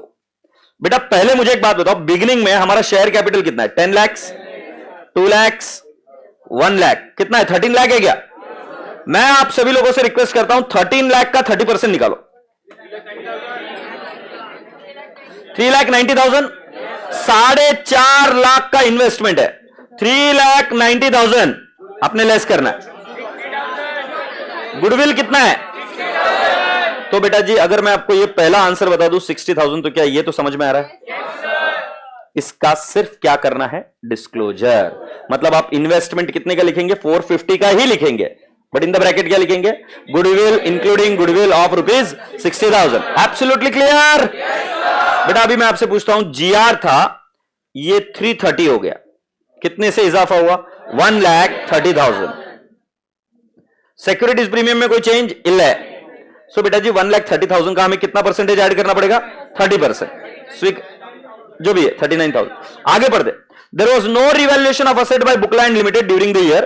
Current asset of Book Limited at the year end includes stock costing 60,000 purchased from Publisher Limited which sells at cost plus 20%. तो बेटा जी calculator पर लो, 60,000 into 20 divide by 120, 10,000 आ रहा है क्या? 10,000 में हमारा percentage कितना है? 30% है क्या? मतलब टोटल यूआरपी 10,000 है। What is my share? 30%. So it will be how much? 3,000. URP का ट्रीटमेंट अभी आपने देखा, इन्वेस्टमेंट में से क्या होता है? लेस। तो आप शेयर ऑफ प्रॉफिट क्या करोगे? ऐड। और यूआरपी क्या करोगे? लेस। देखना चाहोगे? ला ला ला ला ला ला ला ला ला। ये 1,30,000 है बेटा जी। ये प्रपोज डिविडेंड कहां से है साला? तीजा ओ ओ ओ ओ ओ ये इधर साले ने कमीने ने इधर डाल। ये बेटा ये प्रिंटिंग मिस्टेक है। प्रपोज डिविडेंड अब बैलेंस शीट में लायबिलिटी में नहीं जाता है। ठीक है, थोड़ा सा क्वेश्चन को चेंज कर देंगे। नहीं, इसको काटेंगे तो टैली नहीं होगा। इधर कर दो 330 प्लस 50,000, ये 3,80,000 कर दो। ये प्रिंटिंग मिस्टेक है बेटा, ये पुरानी प्रॉब्लम ले ली ना। सो ये कितना आ जाएगा? 3 लाख। अब तो स्वीकार है कि मैं गलत चीज नहीं पढ़ा नहीं यार, जबरदस्ती तुम्हारे माथे पर और टेंशन आएगा। Propose dividend can not be shown as a liability anymore. तुमको चाहिए ट्रीटमेंट में बता दूंगा। अभी 3,80,000 यहां तक आ गया। अब मुझे बताओ इंक्रीमेंट कितना है? अब 1,80,000 का मेरा शेयर कितना है? कितना बोल रहे तुम? तो मैं क्या करूंगा? 54,000 ऐड और क्या करूंगा? 3,000 लेस। तो मेरा इन्वेस्टमेंट कितना था बेटा जी? 4,50,000 including goodwill of how much? 60,000। फिर इसमें हम करेंगे ऐड शेयर ऑफ प्रॉफिट 54,000 और लेस क्या करूंगा मैं? यूआरपी कितना है? कितना अमाउंट आएगा? 5,01,000 आ रहा है क्या? चेक मारो, आंसर इस सही है क्या? किधर? हाँ ये इधर फाइल लगो तीजा आएला। से यस। ये जरा ये वाला ट्रीटमेंट है ना, ये कैंसिल कर दो, इसको लिख दो वर्बग सी ऊपर, और सी ऊपर के बाद में ये लिख देना cost of investment. Cost of investment ये 4,50,000। शेयर ऑफ प्रॉफिट कितना है? 1,80,000 इंटू 30%। बरोबर है बेटू? 54,000 और लेस करेंगे यूआरपी कितना है? 3,000। मैं डिविडेंड पेएबल का ट्रीटमेंट नहीं समझाना चाहता क्योंकि वो अब अलाउड ही नहीं है। अगर वो क्वेश्चन पूछा तो गलत पूछेंगे। डिविडेंड पेएबल पुरानी उठाए हुए क्वेश्चन है यार, तो इसलिए वो रह गया उधर।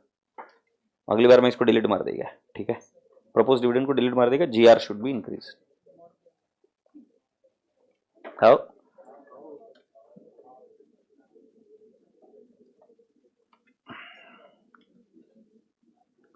यार इसको कंप्लीट करना यार जल्दी, बहुत टाइम जा रहा है। सुनते हैं एग्जाम्पल 3। Are we ready? अच्छा इसको सॉल्व करना है कि ठीक है ये समझ में आ गया? एग्जाम्पल 3 देख लेते बेटा। एग्जाम्पल 3 यूआरपी का है यार। अब वो यूआरपी का क्या करने का, यूआरपी निकाल कर क्या कर देने का, इन्वेस्टमेंट में से माइनस। सो पढ़ लो अभी। H limited holds 100% subsidiary S limited, ठीक है, ये तो सब्सिडरी हुआ। रिक्वायर्ड टू प्रिपेयर सीएफएस, ठीक है।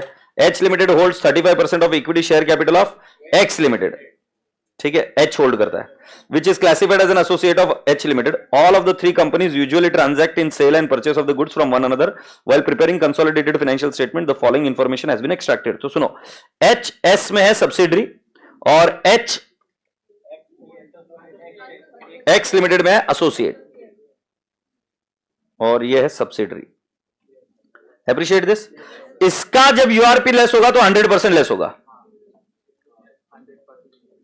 और इसका जब यूआरपी लेस होगा प्रोपोर्शनेट लेस होगा।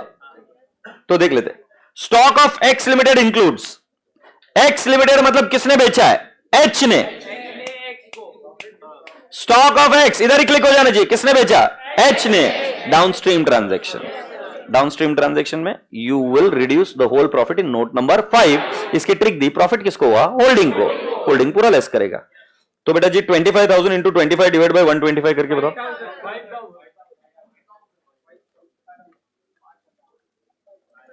5,000 क्या, और इधर क्या करेंगे बेटा जी, stock of H limited includes 36,000 purchased from X limited.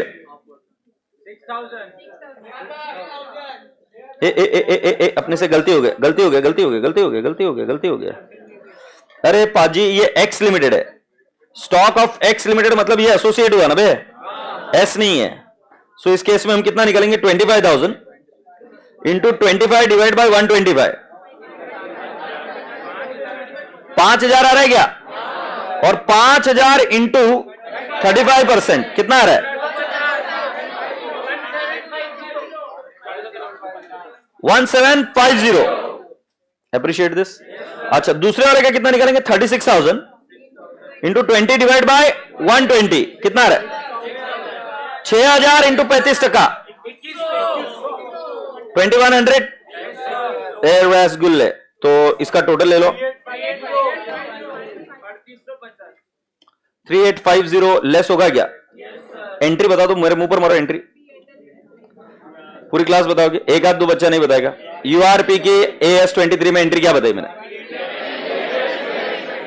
P&L to investment. Trick क्या ध्यान में रखो, इक्विटी मेथड में इन्वेस्टमेंट में से क्या करेंगे, लेस। और अगर कुछ पता नहीं तो कहां पे P&L, क्योंकि इधर सारे ट्रीटमेंट P&L के थ्रू ही रूट हो रहे थे। से यस, बेस्ट है। Are we all able to do this. ये देखो एंट्री लिखी बेटा जी। अगला क्वेश्चन मेरे को कर कर दिखा देगे तुम।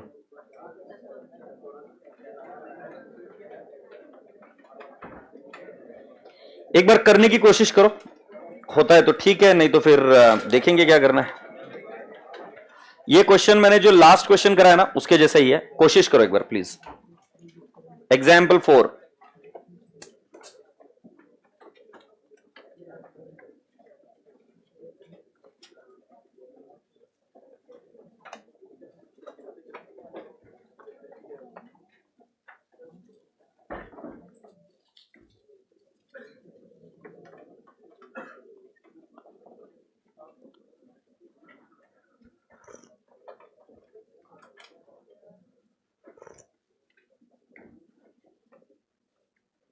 पिंट्या ली लवकर।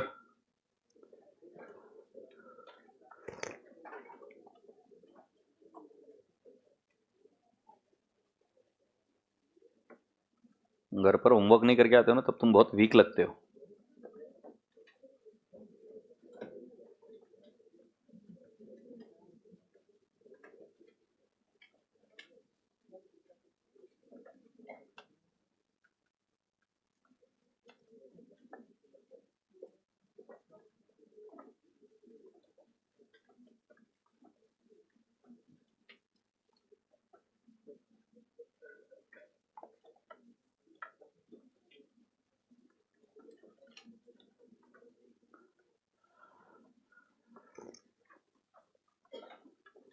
गोवा सिर मत खुजा, अब लिखना चालू कर।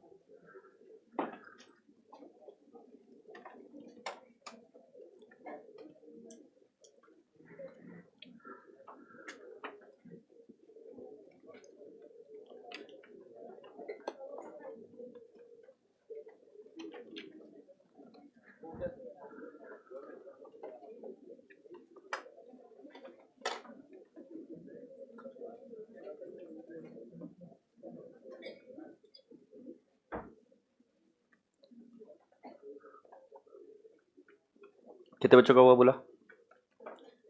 गुड गुड, ठीक है ना। बट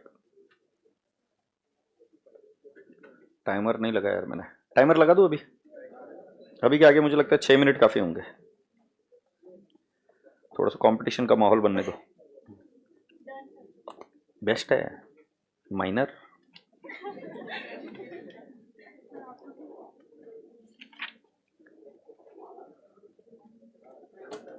तूने आने के बाद में डेट ऑफ बर्थ क्यों बताई तेरी?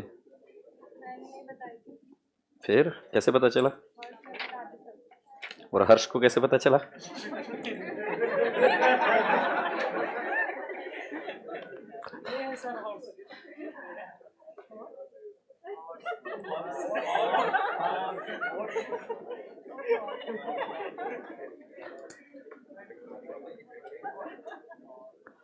तनिष्का बता बेटा, गुड़ी क्या टफ लग रहा है इसमें? मैं गिनकर अभी ओरली बताऊंगा तो 4 लॉजिक के ऊपर लॉजिक नहीं इसमें। क्या टफ लग रहा है बता।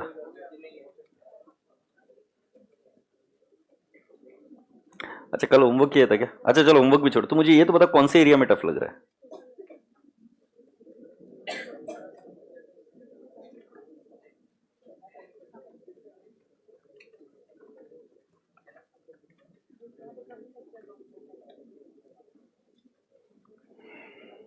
ऑनलाइन जिनका हो गया प्लीज एक बार आंसर भेजो।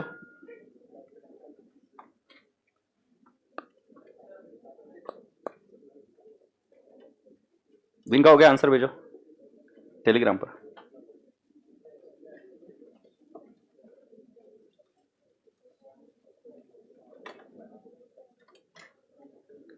ये स्टैंडर्ड कंसोलिडेशन के सामने कुछ भी नहीं है। आंसर भेजो टेलीग्राम पर, भेजो आंसर।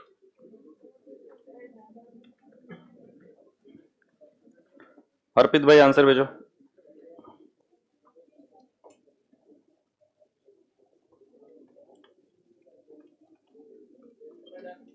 बेस्ट है बेटा।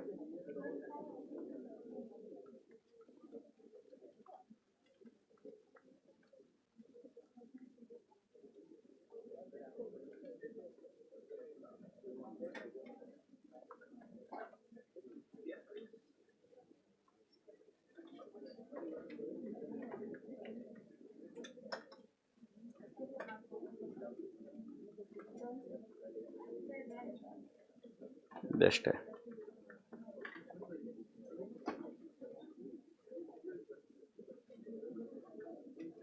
जय बत्रा कौन है?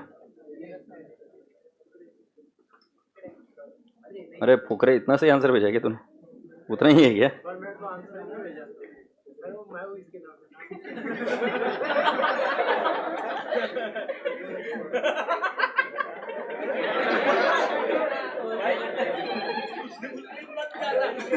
हाँ लिख ले, अभी अभी लिख ले बस, अभी लिख ले बस।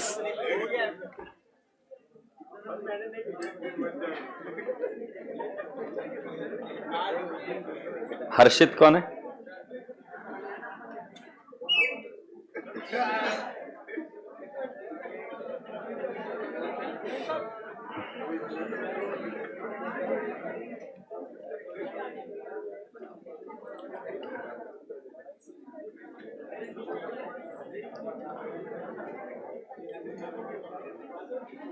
आपको भी बेटा happy Guru Nanak Jayanti.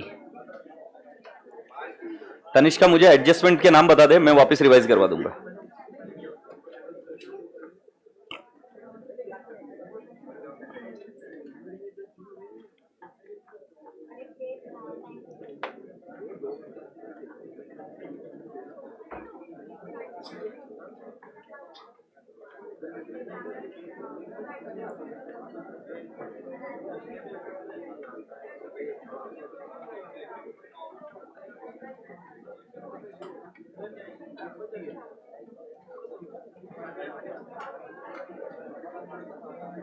Shall I show you the answer now? कितने बच्चों का हो गया? बाकी के कमी न कर लो तुम भी। इतने सारे बच्चों का तो हो गया, अब करो जल्दी से। बाप रे बाप, 5वां मिनट चल रहा है।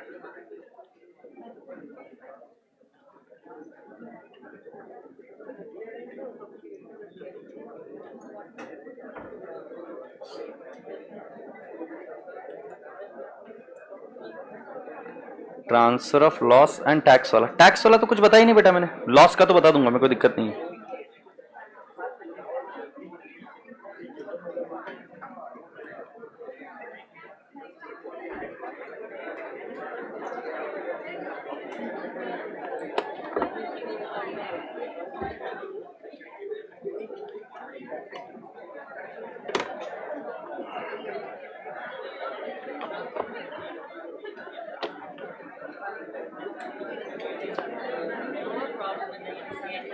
धीरे धीरे समर जिंदगी में आना, धीरे धीरे से दिल को चुराना, तुमसे प्यार हमें है कितना जाने जाना।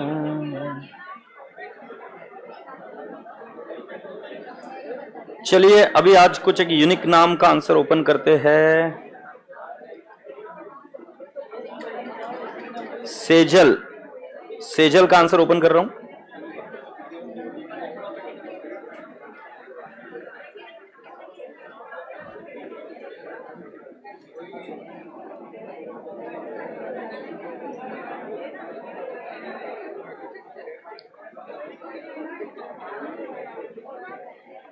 भाई बहुत एचडी कैमरा है इनके पास।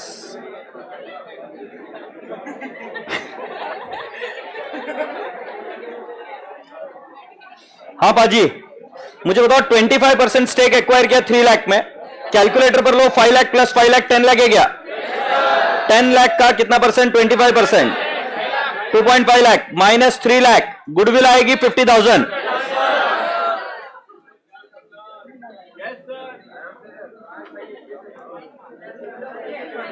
अरे हो सही है, इधर आने तो दे।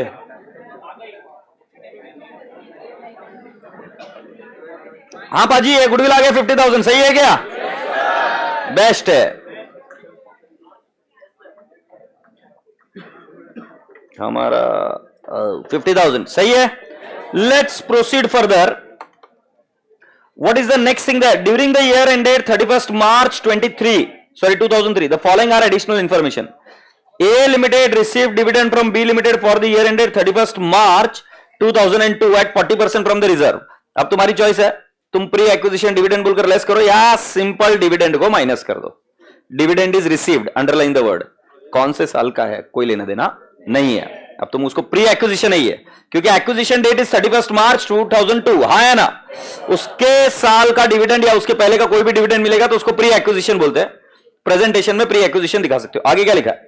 B limited made a profit of 7 lakh, calculator पर लो 7 लाख इंटू कितना परसेंटेज? 1,75,000 ऐड होगा क्या? सो 1,75,000 ऐड होगा। देखते हैं रसगुल्ले मेरे क्या किए। B limited declare dividend at 50% for the year ended 31st March 2003 on 34/2003। 34/2003 is the key line. तो बेटा जी ये प्रपोज्ड है या रिसीव्ड है? प्रपोज्ड का हम कुछ नहीं करते। से यस सर नो। सो राजा बेटा जी इसमें हम क्या करेंगे? डिविडेंड रिसीव्ड पहला कितना है एक बार कैलकुलेटर पर लो। 5 लाख इंटू 40%, 2 लाख लेस होगा। और जो शेयर, अच्छा 2 लाख का 25, 50,000 क्या होगा? लेस होगा, मारो मत भैया, ठीक है लेस होगा 50,000 और ऐड कितना होगा? जो प्रॉफिट है वो ऐड होगा। ये 50,000 और ये 1,75,000 ऐड हो गया। Say yes. Dividend received from B limited shall be deducted from the carrying amount of investment, ये बात लिखी उन्होंने। और जो प्रपोज डिविडेंड है उसका कोई ट्रीटमेंट नहीं आएगा। क्या आप इस छोरी के लिए ताली बजा सकते हो?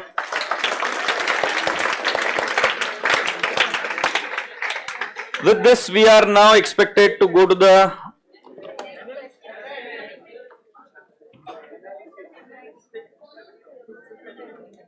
नहीं उसने नहीं बोला, मैं क्या करूं? हरे क्यों है?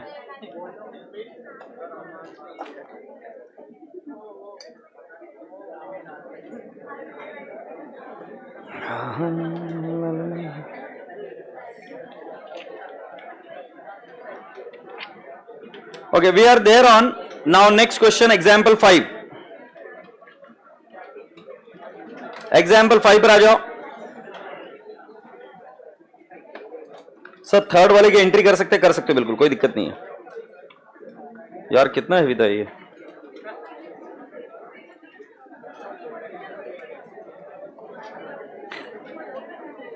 Okay Sejal, I will do it, don't worry. चलो पढ़ लेते हैं। Question number 5, following are the 3 balance sheet as on 31st March 2012। Write down important question, can be asked for 10 marks. Question पिद्दू सा है, बट एक क्वेश्चन में मार्क्स देने की कैपेसिटी बहुत है, और ये आप तभी कर पाओगे जब आपने कंसोलिडेटेड फाइनेंशियल स्टेटमेंट पढ़ा होगा, नहीं तो पेन भी नहीं उठा पाओगे। ऐसा लगेगा बहुत टफ है, सबसे फालतू क्वेश्चन है ये। शांति से पढ़ते जाइए। शेयर कैपिटल लिखा, रिजर्व्स एंड सरप्लस लिखा, लोन लिखा, investment 240 shares in B limited. इसका मतलब इनका 300 कैपिटल है, 300 कैपिटल में से 240 है, सो 240 डिवाइड बाय 300।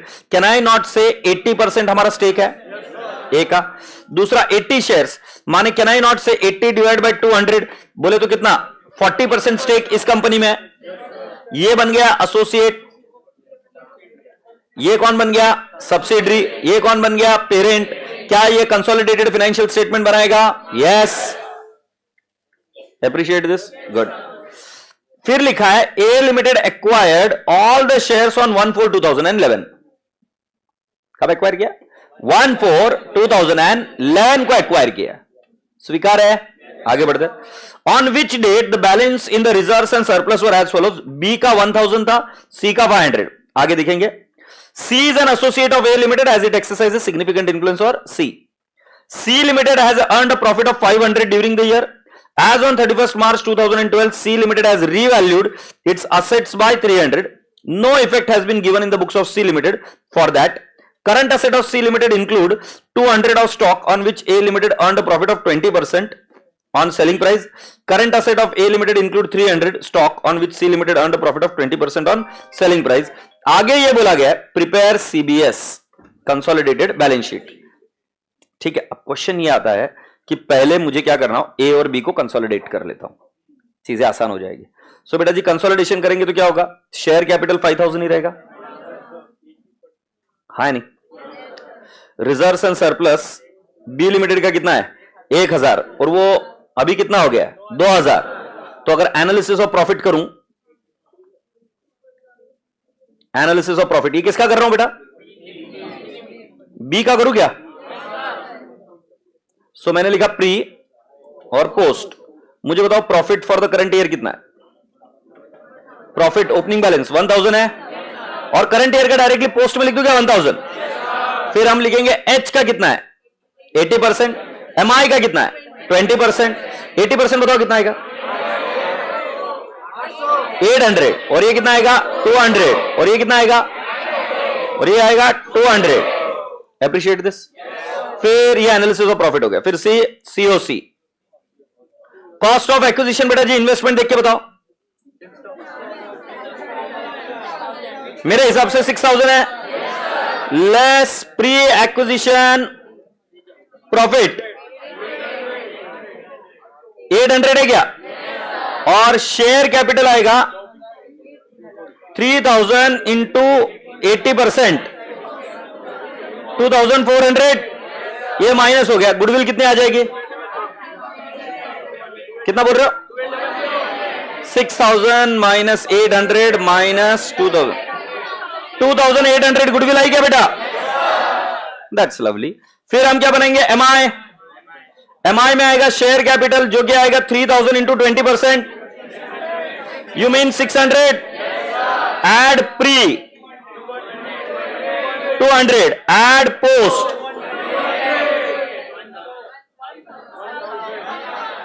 1000।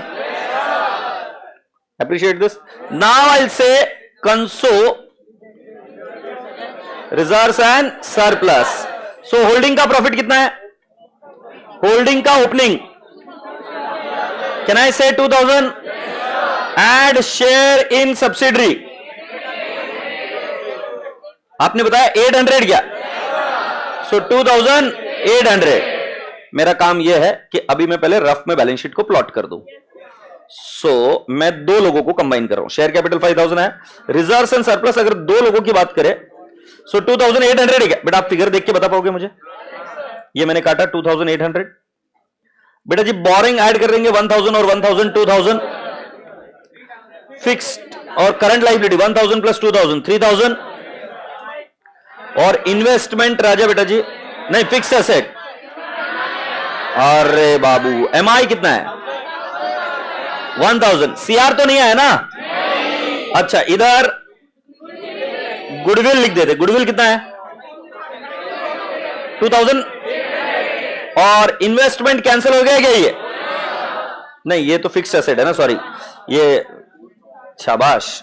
इन्वेस्टमेंट कितना है बेटा जी 1000 प्लस 3000, नहीं फिक्स्ड एसेट है यार, सॉरी सॉरी सॉरी, इन्वेस्टमेंट नहीं फिक्स्ड एसेट है, I am sorry fixed asset है। सो ये फिक्स्ड एसेट लिख दूंगा इधर, फिक्स्ड एसेट इज 1000 प्लस 3000 बराबर है ना ये, सो कितना आ जाएगा 4000। बेटा जी इन्वेस्टमेंट कैंसिल, शेयर्स का ये कैंसिल नहीं करेंगे, एज इट इज रहने देते अभी अभी टेम्परेरीली। और करंट एसेट क्या करेंगे 500 प्लस 5000 5500। जब आप इस माइंडसेट से आगे नहीं बढ़ते हो तब आपको ऐसा लगता है कि वो एसोसिएट को भी ऐड करूं, एसोसिएट ऐड नहीं होता है। एसोसिएट इक्विटी मेथड फॉलो करता है जिसके अंदर इन्वेस्टमेंट के अंदर रिजर्व्स ऐड होते हैं और डिविडेंड वहीं से लेस होता है, यूआरपी वहीं से इन्वेस्टमेंट से लेस होता है। इसलिए मैंने उन आइटम्स को पहले सॉल्व नहीं किया, मैंने क्लियरली बोला पहले दोनों को ही ऐड करो। तो किसको ऐड किया हमने, सब्सिडरी और ए।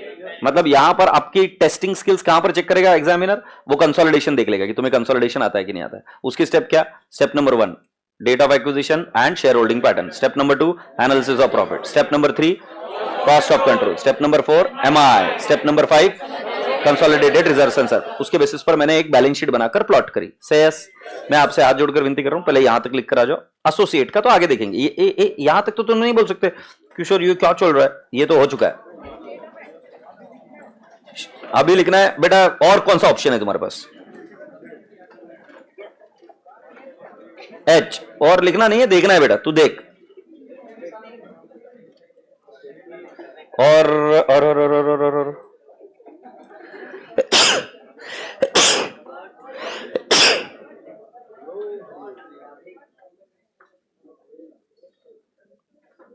ये बेटा फुर्ती से लिखो यार, 1/4/2011।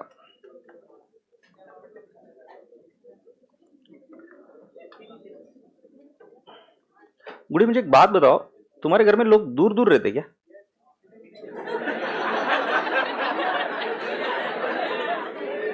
और have you stayed away from any of your parent? I am not very sure about that दो, बट देयर, हाँ शी आस्क्ड मी ना, दैट्स द रीजन।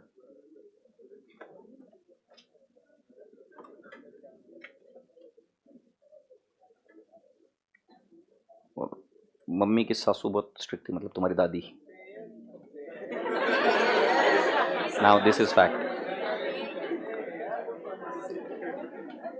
जब ये बात नहीं है तो I tell you, you spend majority of time in your room में भी। यस, तुम लिखो कमीनो।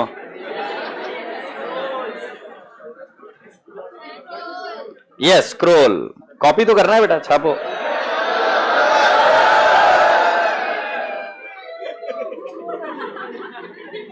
जब आदमी को बहुत तकलीफ दे ना, बहुत ज्यादा तकलीफ दे कोई, तो वो जन्नत ढूंढने लगता है छोटी छोटी चीजों में। ये प्रूव हो रहा है।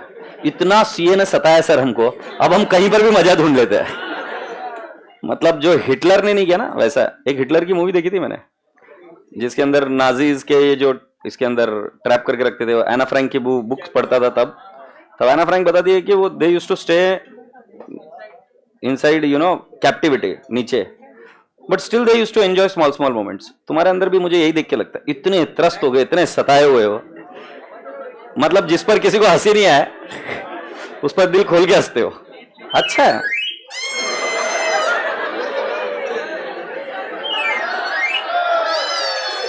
बेटा एग्जाम होने के बाद में काम आएगा तेरे को ये।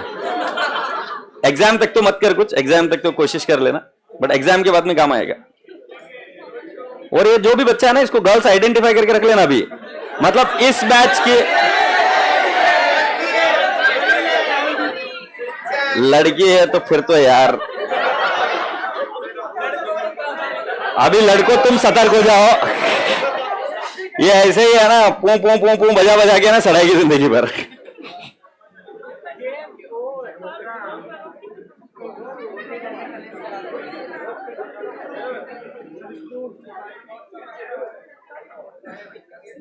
हो गया लिख कर ये भाई, लिख लेगा, गुड। और तू इसके है ना चक्कर में जा मत, इसका अटेम्प्ट लेट है। हो गया क्या? बेस्ट। कैसे हुआ? तो कमी ना पोट्टा अभी बातें करते रहता है साला, फिर बाद में पता चलता अरे सर इसका अटेम्प्ट तो लेट था, मैं फंस गया।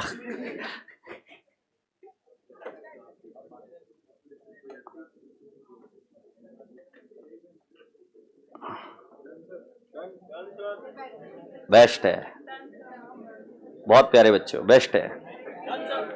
अरे बस, कितने जोर से बोलेगा?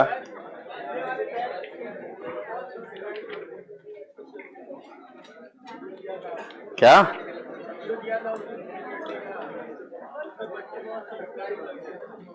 झापा होगा मैंने।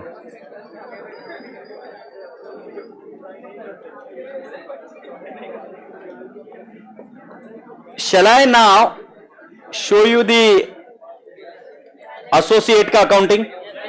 और ये बैलेंस शीट को भी प्लॉट करो, बैलेंस शीट को प्लॉट कर लो।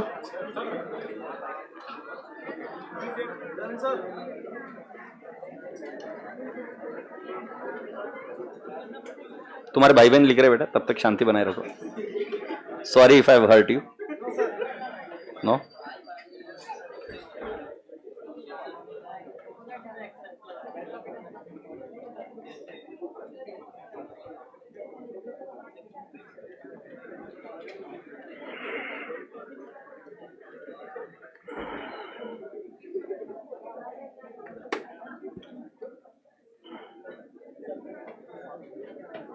हाँ गुड़िया,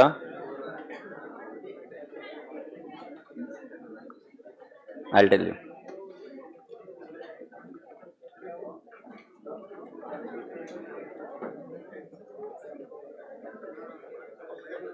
हैव यू डन? अब जरा सुनते हैं, हम एसोसिएट की अकाउंटिंग सीख रहे हैं। एक ट्रिक दे देता हूं गरीब बच्चों के लिए।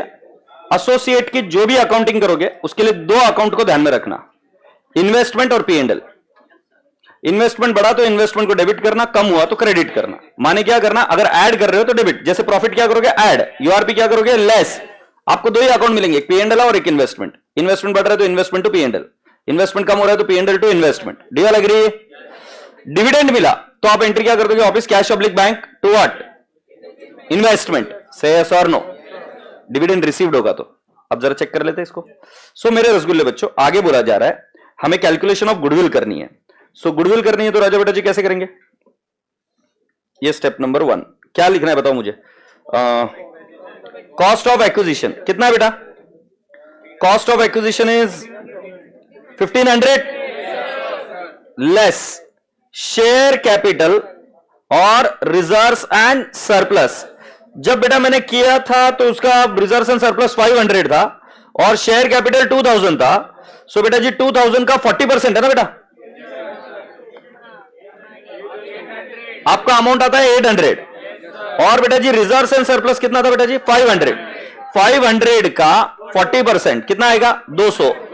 सो बेटा जी आपका गुडविल आया 500। ये लिखते जाइए मेरे साथ।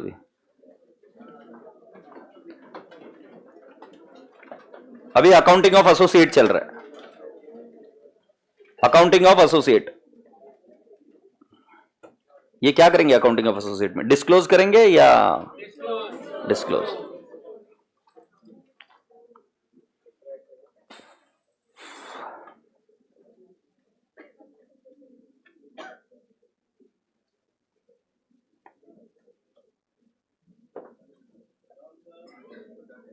ठीक है। अब रसगुल्ले बच्चों कैन आई नॉट से कि मेरा इन्वेस्टमेंट कितने का दिख रहा है? ये अभी हम लिख रहे प्रेजेंटेशन एज पर 23, प्रेजेंटेशन एज पर 23 बराबर है। इधर हम क्या लिखेंगे? Including goodwill 500। ये डेट ऑफ एक्विजिशन तक का बराबर है क्या? इसके हेडिंग क्या बनेगी बेटा जी? प्रेजेंटेशन एज पर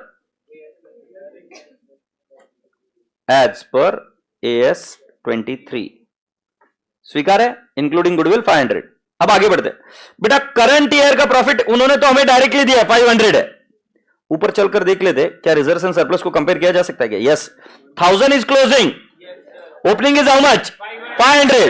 तो करंट ईयर का प्रॉफिट कितना है? 500। सो मैं ये बोल सकता हूं एड प्रॉफिट 500 इंटू 40%, 200 एंट्री होगी investment to consolidated P&L, reserves and surplus में ऐड होगा।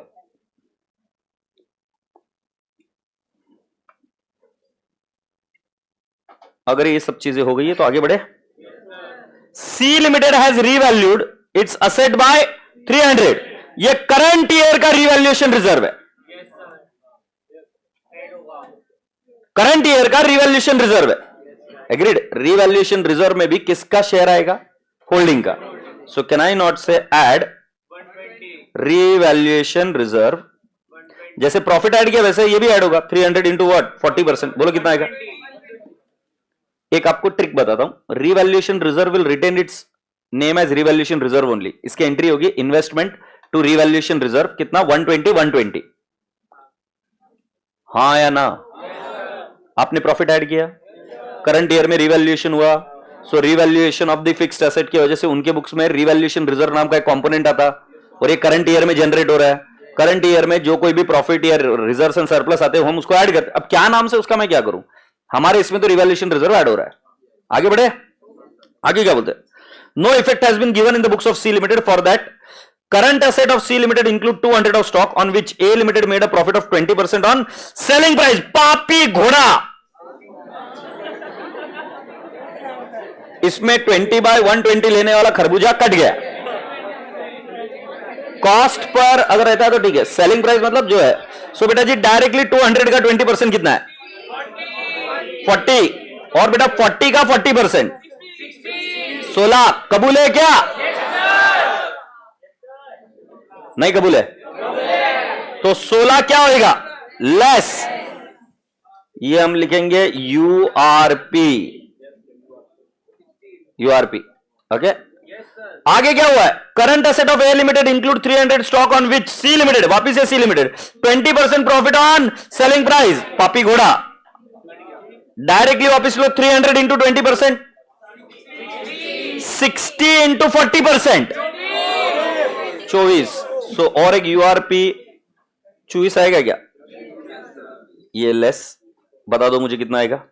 1500 प्लस 200 प्लस 120 माइनस 16 माइनस 24, 1780। और इस 1780 में गुडविल कितनी है? 500।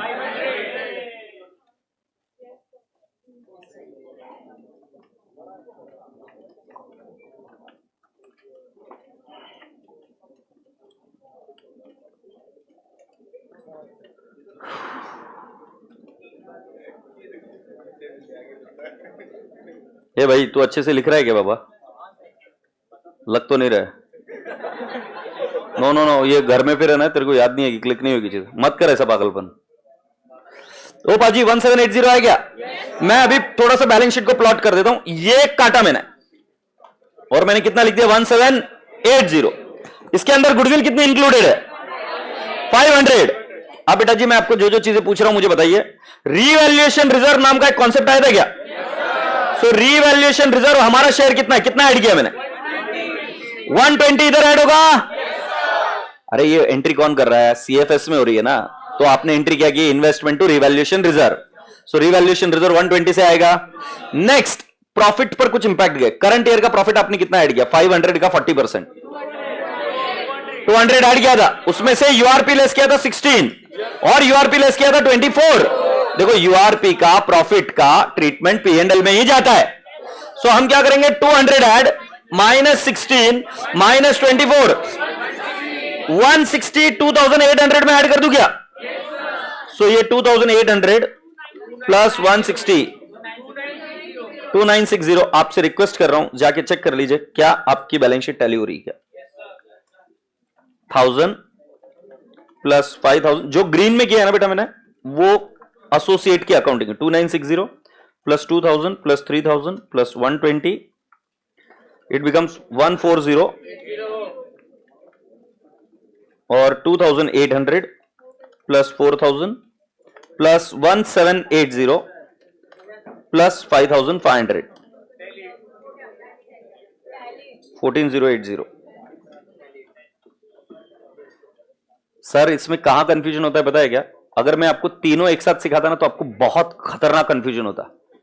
बी सब्सिडरी है, 100% कंसोलिडेशन होगा। सी एसोसिएट है, इन्वेस्टमेंट में एडलेस होगा। स्वीकार है क्या? सो आपसे मैं वापस से प्रश्न पूछ लेता हूं। सीएफएस का तो नहीं पूछ रहा हूं मैं, सब्सिडरी का। बट सी लिमिटेड की मैंने कौन सी एडजस्टमेंट करी? मैंने गुडविल निकाला क्या? गुडविल इज अकाउंटेड फॉर और डिस्क्लोज्ड। फिर मैंने आपसे सेकंड पूछा, शेयर ऑफ प्रॉफिट को क्या करेंगे? ऐड। 500 का 40% ऐड किया। यूआरपी जितने भी है वो क्या करेंगे? लेस। और उन्होंने फिक्स्ड एसेट को रिवैल्यू किया, तो उनके जितने भी रिजर्व्स है वो हमें क्या करने पड़ते हैं? हमारा शेयर ऐड करना पड़ता है। उनका रिवैल्यूएशन रिजर्व कितना था? 300। सो 300 का कितना परसेंट? तो कितना आया? 120। हमारी एंट्री आएगी इन्वेस्टमेंट टू रिवैल्यूएशन रिजर्व। अगर आप एंट्रीज देखना चाहो तो एंट्रीज देखिए। इन्वेस्टमेंट टू कैश, ये बेटा जी एक्वायर किया था तब की एंट्री है। फिर investment to income on associate, ये profit of the current year की है, बराबर है। फिर इन्वेस्टमेंट टू रिवैल्यूएशन रिजर्व, ये रिवैल्यूएशन को एब्जॉर्ब किया। जैसे प्रॉफिट को एब्जॉर्ब कर रहे हैं वैसे ही किसको एब्जॉर्ब करेंगे? रिवैल्यूएशन रिजर्व को भी। Appreciate this. फिर बेटा जी P and L to investment and P and L to investment, ये किसकी एंट्री है? यूआरपी। आप ये चारों एंट्रीज भी लिख कर ले लो, आपको हेल्प हो जाएगी। हाँ बेटा, बी लिमिटेड का अगर कुछ इन्वेस्टमेंट होता, सी लिमिटेड मतलब सी लिमिटेड में इन्वेस्टमेंट होता, बी लिमिटेड का cross holding is not a part of your syllabus. मैं बता सकता हूं but it's not part of your syllabus, so let's not complicate it for everyone. तुम सही जा रहे हो। पहले वो बी लिमिटेड ए में जाएगी और उसके बाद में इन्वेस्टमेंट में जो भी कुछ प्रॉफिट है वो एडलेस करेंगे। या बी लिमिटेड को पहले, अगर बी लिमिटेड को सीएफएस बनाना ही नहीं है सो बी लिमिटेड एट कॉस्ट ही रहेगा, वो पहले इधर ऐड हो जाएगा, फिर वो जो एसोसिएट रहेंगे उसके प्रॉफिट ऐड और वो बाकी चीजें होगी। क्या एंट्रीज क्या है? नेसेसरी है क्या? क्वेश्चन एग्जाम में जब भी आए, अगर मैं पेपर चेक कर रहा हूं आपका, तो I would have given you marks even if you do the entries और you have written it in a tabular format. But ये टेबुलर फॉर्मेट के बाद में एंट्री, तो ये क्वेश्चन इसलिए कर रहे बेटा पूरा कि आपको फुल फ्लेजेड व्यू मिलेगा पूरे चैप्टर का इंक्लूडिंग सीएफएस का, तो इसलिए बेहतर है ये।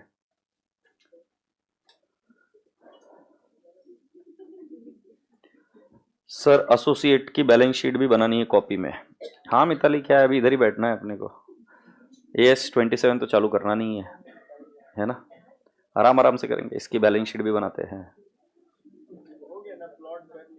हाँ कर लिए, बट कॉपी में बनानी है।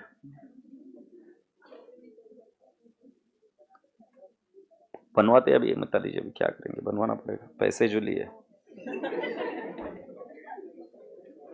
Consumer is king.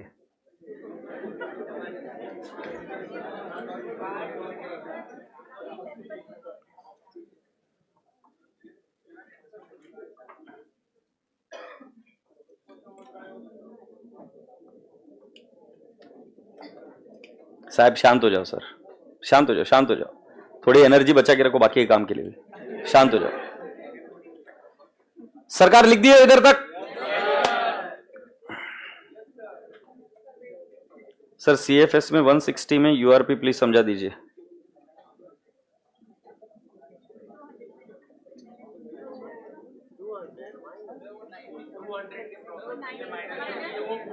क्या बेटा? ये गलत है और कुछ गलत है इसमें? ये 9300 क्या ही पता चलेगा, लिख दिया। ला ला ला ला ला।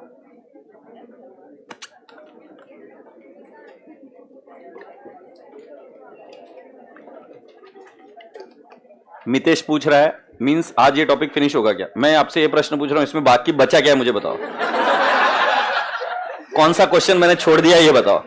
थोड़ा सा बुक के साथ में भी रूबरू रहा करो। कौन सा क्वेश्चन इसमें छोड़ दिया मुझे बता दे। इसमें कौन सा क्वेश्चन बचा है मुझे बता, मैं करवा दूंगा। Consumer yes, I will solve it. ये लीजिए मिता, लीजिए, ये आपको बैलेंस शीट चाहिए थी, ले लो।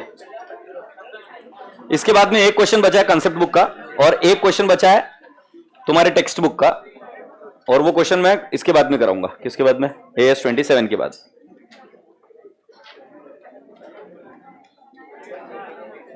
ओम भाई आपको ब्रेक की जरूरत है, बाकी इधर माहौल ठीक है, और ऐसा कोई मैंने भारी कोई चीज पढ़ाई भी नहीं है, कुछ भारी पढ़ाई नहीं है। तुम्हारा आज कुछ हुआ होगा ब्रेकअप वेकअप, तुम थोड़ा सा ब्रेक लेके आओ। नहीं बेहतर है क्या? अलग अलग आदमी को अलग अलग टाइम पे ब्रेक लगता है, इधर नहीं है जरूरत। ए सुन लो भाई, अभी अपने को क्या बताना था इसमें मुझे। Now this is the last question which we are gonna do. Last question बेटा, लॉस मेकिंग एसोसिएट का क्या करते हैं हम? लॉस एब्जॉर्ब करते हैं क्या? एक गुड़िया जिसने क्वेश्चन पूछा था कि सर इसमें मेरे को थोड़ा सा कंफ्यूजन है, वो सॉल्व कर रहा हूं अभी। लॉस मेकिंग एसोसिएट में हम लॉस एब्जॉर्ब करते रहते हैं जब तक कि एसोसिएट क्या हो जाता है? नील। और उसके बाद में हम क्या करते हैं बेटा जी? जब तक कि लॉस रिकवर नहीं होते तब तक उसको पॉजिटिव नहीं दिखाते। यही लाइन में लिखा है, if under the equity method an investor share of losses of an associate equals or exceeds the carrying amount of the investment, the investor ordinarily discontinues recognize it in share of further losses and the investment is reported at nil value. आपके लिए इतनी line important है, जब कभी भी the share of losses from associate exceeds the carrying amount of investment, then generally investor will show the investment in associate at nil value. एक बार मेरे साथ इंग्लिश में बोल के बताओ। When the share of losses from associate exceeds carrying amount of investment in associate, investor will present the investment in associate at nil value. वापिस से, share of profit क्या करते हो आप? Add. share of losses क्या करते हो? Less. तो मैं जो बोल रहा हूं अभी इंग्लिश का अनुवाद करना जब जब बोल रहे हो। बोलो एक बार, when the share of losses of associate, बराबर यहां तक समझे? share of losses of associate exceeds, बढ़ गया, carrying amount of investment से बढ़ गया, so then investor, क्योंकि ये कौन बताएगा एसोसिएट का? investor will show investment in associate at, perfect है? परफेक्ट है? फिर आगे, additional losses are provided for to the extent that investor has incurred obligation or made payment. इसका मतलब समझे क्या? मैंने आपको बताया भी था कि अगर आप कॉन्ट्रेक्चुअली ऑब्लाइज्ड है to compensate the losses, then additional losses can be recognised as a liability. इस लाइन को ज्यादा ध्यान मत दो, कोई टेंशन नहीं है, क्योंकि नहीं पूछेंगे, वो ऊपर तक का पूछेंगे। आगे, if associate subsequently reports profit, the investor resumes including its share of those profits only after its share of the profit equals the share of net loss that have not been recognised. इसके लिए मैंने आपको एक trick दी थी, जो MI का treatment है वही है। एमआई के ट्रीटमेंट हम क्या करते थे? उनका शेयर ऑफ लॉसेस एब्जॉर्ब करते थे। जब उनका शेयर ऑफ लॉस एब्जॉर्ब नहीं हो पाता था तो होल्डिंग एब्जॉर्ब करती थी। बट याद है कि वापस हम प्रॉफिट कब दिखाते थे? जब उनका जितना भी अनरिकॉग्नाइज्ड लॉस था वो रिकवर होने के बाद में उसको फिर हम पॉजिटिव में कन्वर्ट करते थे। याद आ रहा है कि नहीं? बेटा जी, अब इस क्वेश्चन को अगर आप समझने की कोशिश करोगे विदाउट सीएफएस तो मैं जिम्मेदार नहीं हूं, क्योंकि सीएफएस में मैंने बहुत जान डालकर इसको पढ़ाया था। तो जो एमआई का ट्रीटमेंट है उसका अपोजिट ट्रीटमेंट है, क्योंकि अब यहां पर जो वहां पर जो एमआई हुआ करता था वो यहां पर क्या है? इन्वेस्टर। सो मैंने एक एसोसिएट है या इन्वेस्टर। अब मैं आपको क्या बता रहा हूं कि पहला जितना भी शेयर ऑफ लॉसेस है वो नील तक लेके आ जाओ। जो अनरिकॉग्नाइज्ड लॉसेस है, जो अब हमने रिकॉग्नाइज नहीं करे थे, whenever the associate comes into the profit, the share of profit can only be recognised only when the share of profit is equal to the losses unrecognised. तो प्रॉफिट अनरिकॉग्नाइज्ड लॉसेस के against knock off हो गया, उसके बाद का profit है तो क्या करोगे आप? Add in the investment. Say yes, यही इंग्लिश में लिखा है, यही लिखा है कि इंग्लिश में? पढ़ लेते अभी एक एग्जाम्पल।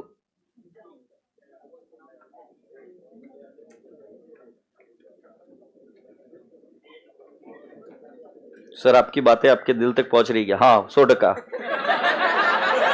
100% पहुंच रही है। पेरेंट लिमिटेड, कोई दिक्कत नहीं बेटा, तुम यहां तक आए हो कंसोलिडेशन में, मुझे बहुत अच्छा लग रहा है। पढ़ते अभी। पेरेंट लिमिटेड एक्वायर्ड एक्वायर्ड, सुन ले यार प्लीज, ये लास्ट क्वेश्चन है, प्लीज सड़ा मत अभी।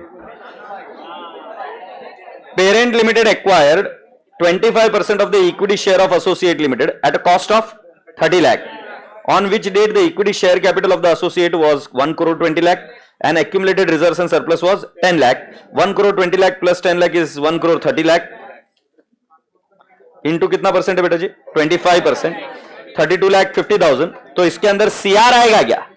2 लाख 50,000। नहीं, मुझे कर बता, ऐसे ऐसे कर हाँ नहीं बोल सकता, कर बता मुझे कैसे आया। नहीं ये पुट्टा बताएगा, मैं नहीं जा रहा अभी। जोर से बोल, ए आवाज मत कर बे।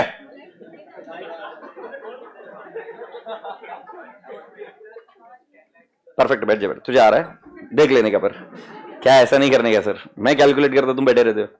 There after associate limited incurred a loss of 60 lakh. बेटा 60 लाख का 25%, तो हमारा इन्वेस्टमेंट 30 लाख है क्या? 60 का 25%, 15 माइनस हो जाएगा क्या? 80 lakh in the next year. 80 का 25%, 20 माइनस हो सकता है क्या? हम 15 माइनस कर और इसको कितना बताएंगे? नील। और 5 लाख अनएब्जॉर्ब्ड है क्या? उन्होंने बताया find out the amount of goodwill और सीआर। सीआर तो निकाल लिया हमने, कितना था? 2.5 lakh. At the time of acquisition, how the investment in associate will be shown in the consolidated in the next 2 years? Oh, simple है। पहले केस में 15 लाख को माइनस करेंगे, 15 लाख का इन्वेस्टमेंट दिखेगा, फिर 15 में से 20 माइनस करके नेगेटिव नहीं लिखने का, कितना लिखने का? Nil. And 5 lakh is unrecognised. तो अगली बार जब प्रॉफिट हुआ तो पहले क्या करेंगे? 5 लाख के अगेंस्ट नॉक ऑफ होगा, उसके ऊपर अगर कुछ आए तो ऐड करेंगे। तो ये देख लो, ये इधर 2,50,000 सीआर। कौन सा? कहीं नहीं दिखेगा भाई बैलेंस शीट में। ओ भाई पाजी, कहीं नहीं दिखेगा, सांस लो, कहीं नहीं लिखेगा, ठीक है। और फिर बेटा जी फर्स्ट ईयर में 15 लाख लेस कर 15 लाख है क्या? और 15 में से 20 लेस कर कितना दिखेगा? नील। ठीक है, धन्यवाद। अब इसके बाद में एक क्वेश्चन रहता है, वो मैं AS 27 के साथ करूंगा। इस AS को अभी बाय बाय बोलो। एक बार इसका रिवीजन कर लेते हैं, एक बार इसको रिवीजन कर लेते हैं। चलो आपको देखो, मैं मैक्सिमम 10 मिनट के अंदर इसको पूरा रिवाइज करके देता हूं, और आप देखते हो मेरा साथ देते हो कि नहीं देते हो। 10 मिनट आप साथ दोगे कि नहीं दोगे? बेस्ट। पहला वाला कॉन्सेप्ट मुझे बताओ, एसोसिएट कौन होता है? In which what?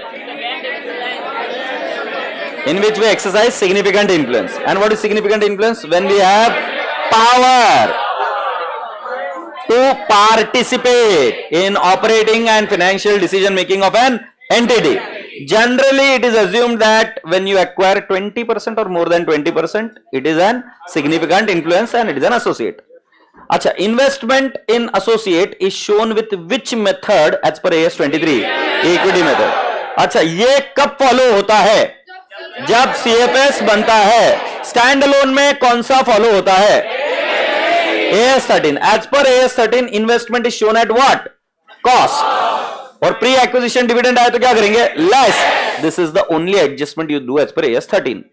As per equity method, what do? You calculate goodwill or CR on the date of acquisition and it is recognized or disclosed. Share of profit is added. Dividend declared is subtracted. मतलब dividend received is subtracted. And in case there is URP, अगर कोई भी अलग प्रकार का reserve रहा तो वो क्या करेंगे बेटा जी? जो करंट ईयर का ऐड। शांति से मुझे एक सुनकर बताइए, एंट्री क्या क्या होगी फॉर प्रॉफिट्स की? Investment to P&L। अच्छा, यूआरपी की entry, P&L to investment, goodwill की एंट्री, हाँ डिस्क्लोज एंट्री नहीं होगी, मैं चेक कर रहा था, गुडविल की एंट्री नहीं होगी। अच्छा, फोर्थ आइटम यूआरपी हो गया, डिविडेंड रिसीव्ड की एंट्री, कैश टू इन्वेस्टमेंट। अगर स्टैंड अलोन ने, ये थोड़ा सा ट्रिकी पूछ रहा हूं, स्टैंड अलोन ने P&L में घुसेड़ दिया उसको, तो अब कैश नहीं यूज कर सकते, तो क्या करोगे? P&L to investment. ये रेक्टिफिकेशन की बात है, करेक्ट एंट्री तो मैंने आपको समझा दी। गुड। अगर एसोसिएट लॉसेस दे रहा है So losses is what? Subtracted. And it would be subtracted until the investment in associate becomes nil. And after that, will you recognize? No. But subsequently, when there is a profit, you will recognize the profit only when the profit is equal to unrecognized losses. Yes or no? Only then you will recognize the profit. Say yes. मुझे सच्ची बताओ, इसके अलावा मैंने क्या पढ़ा है? इसमें कुछ नहीं पढ़ा है. तो मानते नहीं मेरी बात, बट ये ऐसे इतना ही पढ़ा है मैं. Say yes or no? आज के आज रिवाइज कर लेना, खत्म हो जाएगा. AS23. ये प्रेम से बाय बाय बोलो AS23 को. ए भाई बंद करके वापस चालू कर, बंद करके चालू कर.